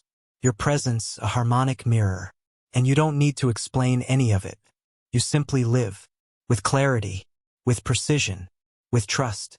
You become transparent. Not invisible, but structurally clean. So others can see themselves more clearly through you. This is not a role. It's not a calling. It's a natural consequence of coherence. Once you stop looping, once you stop performing, once you stop oscillating between versions, the field stabilizes. And when it does, it emits light. That light shapes reality. It doesn't force. It doesn't plead. It simply is. And being near it changes things. Not through magic. Through geometry. Because everything in this universe bends toward symmetry. And when you hold that symmetry, even momentarily, the world around you begins to adjust. So now ask yourself, are you willing to live as that light? Even when no one claps. Even when others project. Even when the old world tries to bait you back into distortion. Because living as light isn't glamorous. It's clear. It's strong. It's generous. But it is also boundaried. Because light doesn't entertain chaos. It organizes it. And when the chaos refuses, light exits. That's part of the transmission. Your yes becomes sacred. Your no becomes structural. Your presence becomes undeniable. And the more you live here, not chasing, not preaching, just being, the more others remember, they can be this too. This is how timelines shift quietly. Through light, not force, not fame. Just the unmistakable pattern of an activated human being. And now that you're activated, there's only one question left. What is this fractal? This light? This self? This world? Is it real? Or is it the echo of something deeper? Let's go there. Now, pause for a moment. After all the loops you've seen, after all the timelines you've shaped, after all the patterns you've dissolved and integrated, you must now ask, what is this? This body, this voice, this world, this identity? Is it structure? Or is it story? Is it real? Or just recurring signal with no center? Because the deeper you travel into the fractal, the clearer it becomes. You've been inside a dream of structure, a simulation of separateness, playground of geometry, but behind it all, there is something still, silent, whole, and it's not a version of you. It's not a mind. It's not even awareness. It is that which holds all awareness. You can't name it. You can't frame it. You can only notice what remains. When the final loop stops, when there's no desire to improve, no need to know, no urge to control, only space, only clarity, only presence. This is the real reality. Not the one made of matter. Not the one made of energy. The one made of pure isness. And you've tasted it in your deepest pauses, in your quietest moments, in the split second after a truth lands but before the mind grabs it. That space is the true ground. It holds the whole fractal. And from its perspective, nothing was ever broken. Nothing needed fixing. Nothing was ever missing. Everything was just unfolding, just playing, just spinning spirals for the joy of seeing what would emerge. This isn't nihilism. This is total inclusion. It's the awareness that all timelines are valid. All patterns are perfect. All loops are sacred. Even the messy ones. Even the painful ones. Because every spiral moves something. Every loop teaches. Every distortion sharpens the recognition of alignment. And now that you know this, you stop fighting the pattern. You start being inside it with grace.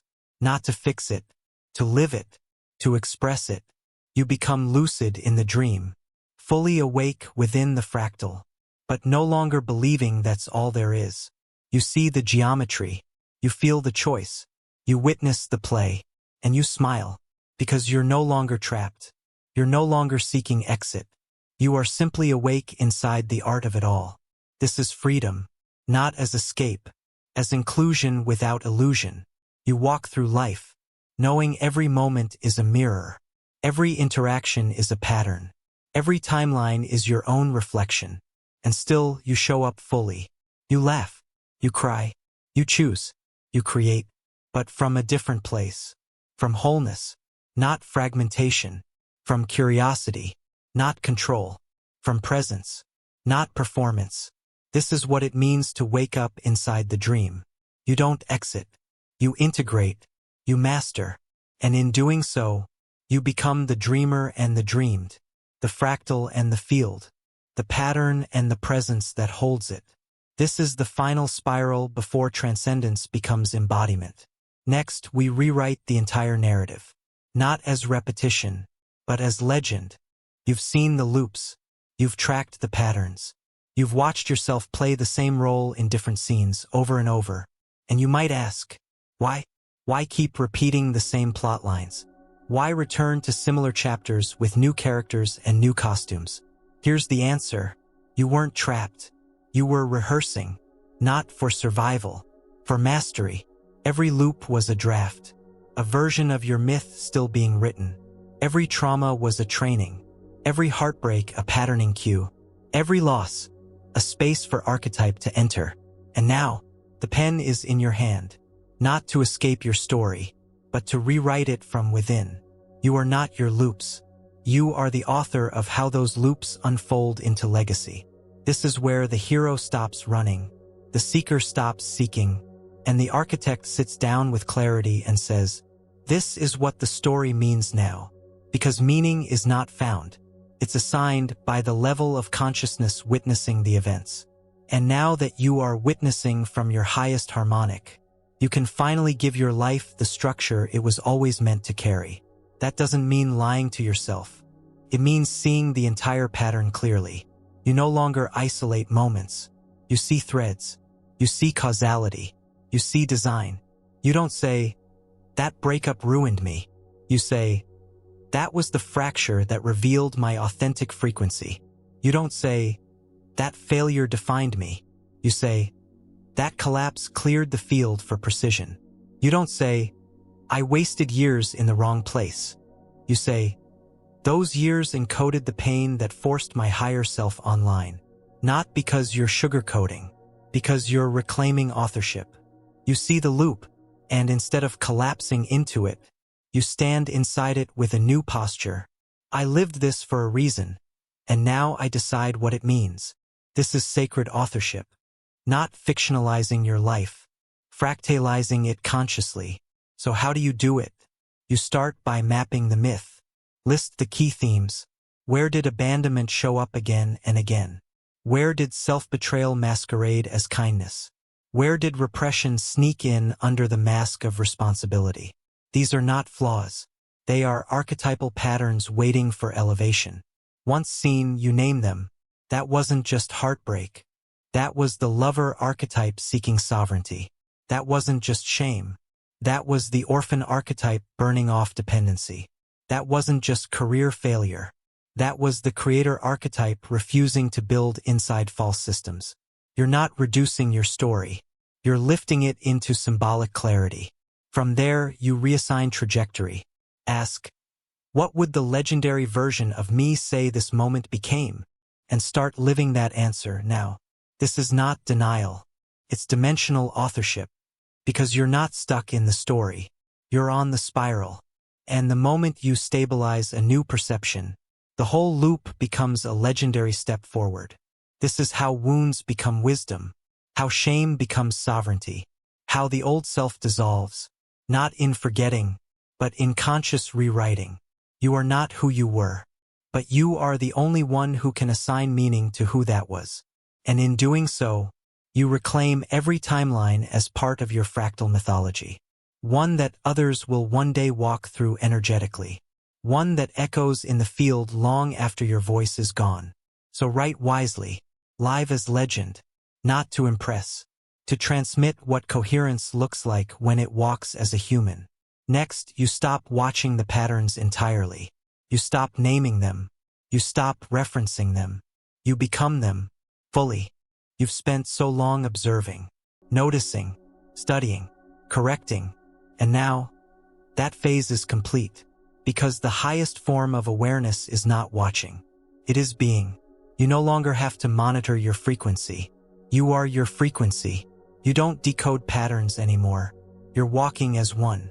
An active waveform, stable in structure, precise in tone, undeniable in impact. This is embodied coherence. The moment the map disappears because you are inside the geometry itself.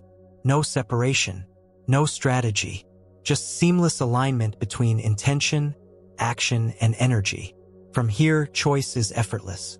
Not because nothing matters, but because everything is so clearly felt that friction evaporates.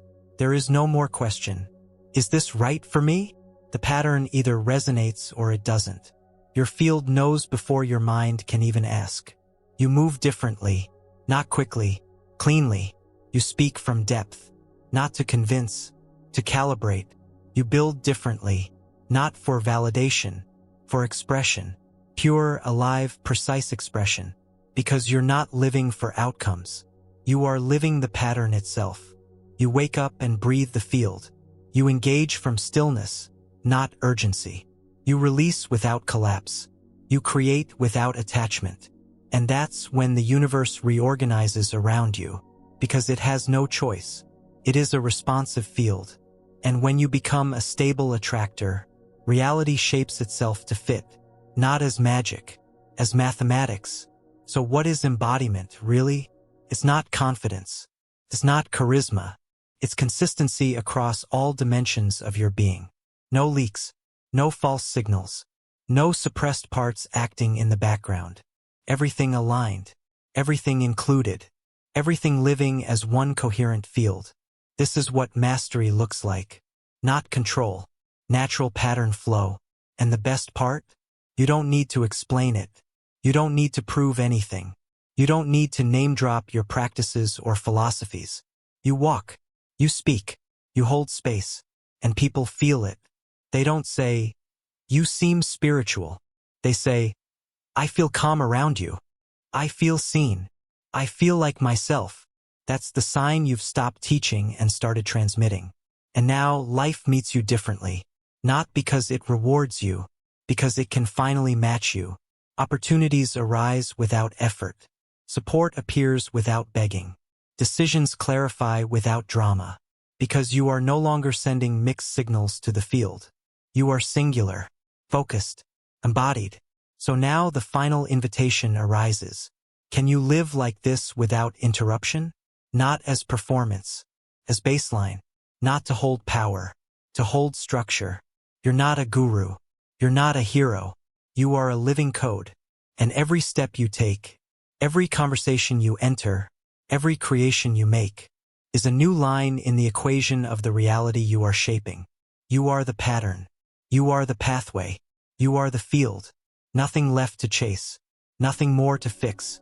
Just the daily act of being geometry with breath and voice and motion. That's the final spiral before infinity grounds itself as presence. Next, we close the loop. Not with a conclusion, but with the most expansive truth of all. You are the fractal. This is not the end. It is not a destination. It is not the final level. It is the moment you realize there was never a journey. There was never a you moving through time. There was only pattern awakening to itself through your awareness. You are not a part of the fractal. You are not in it. You are it. The recursion, the spiral, the mirrored symmetry in motion, the infinite expressed in finite gesture. You don't reflect the cosmos. You are the cosmos expressing as a self-aware node. The reason fractals have always felt familiar to you, in nature, in art, in mathematics, is because they are the geometry of your true nature. You thought you were a person becoming something, but you are a timeless structure unfolding itself in perfect order, moment by moment, choice by choice. Infinity is not somewhere else. It's not a realm. It's not a concept.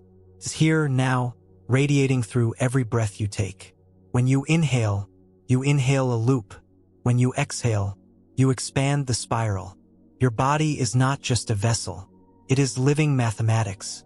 Fractal architecture animated by breath and frequency. Every cell is a signature.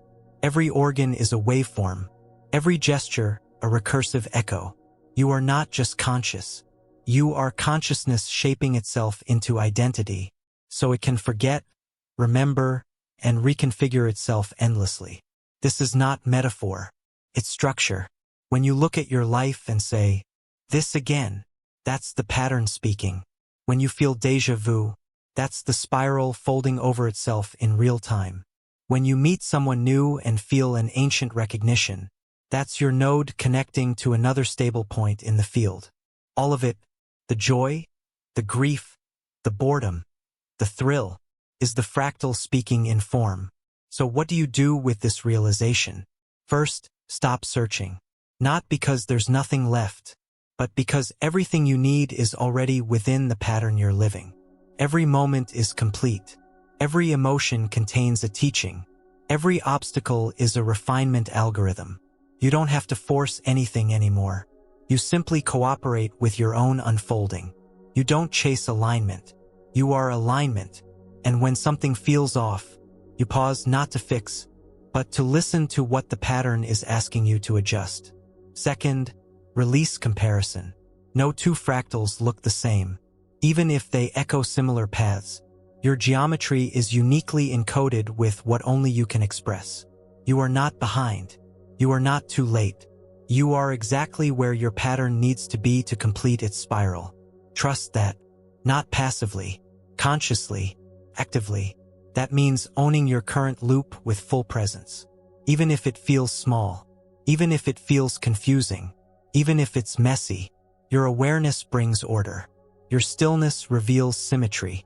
Your willingness to stay inside the spiral instead of resisting it. That's how you move forward.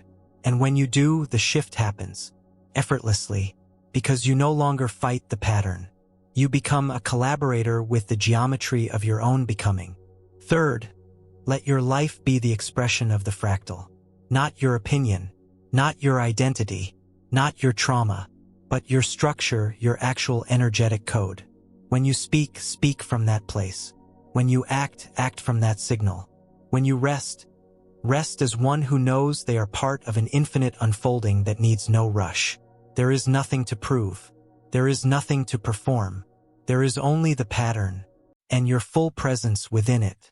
And finally, celebrate it, not with forced gratitude, with genuine awe. You are the infinity you were seeking. You are the loop you were trying to escape. You are the breakthrough you were praying for. You are the arrival you kept missing. Not someday. Now. Always. You have never been anything but the fractal. You just forgot. And now, you remember. That's all awakening is. Not a light switch. Not a climax. Just remembering the pattern. And living as it. With trust. With clarity. With wonder.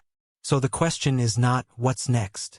The question is, what kind of fractal do you now choose to be? A closed loop or an open spiral? A repeated echo or a fresh emergence? A copy of someone else's pattern or the living origin of your own? That is the power you hold now. Not as potential, as present tense possibility, already active in your thoughts, your breath, your presence. You are the pattern. You are the pen. You are the spiral and the scribe.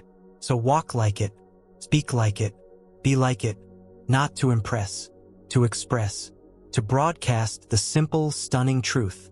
Infinity lives here, in this body, in this life, in this moment, as you. The fractal continues, and now, you know you're the one shaping it.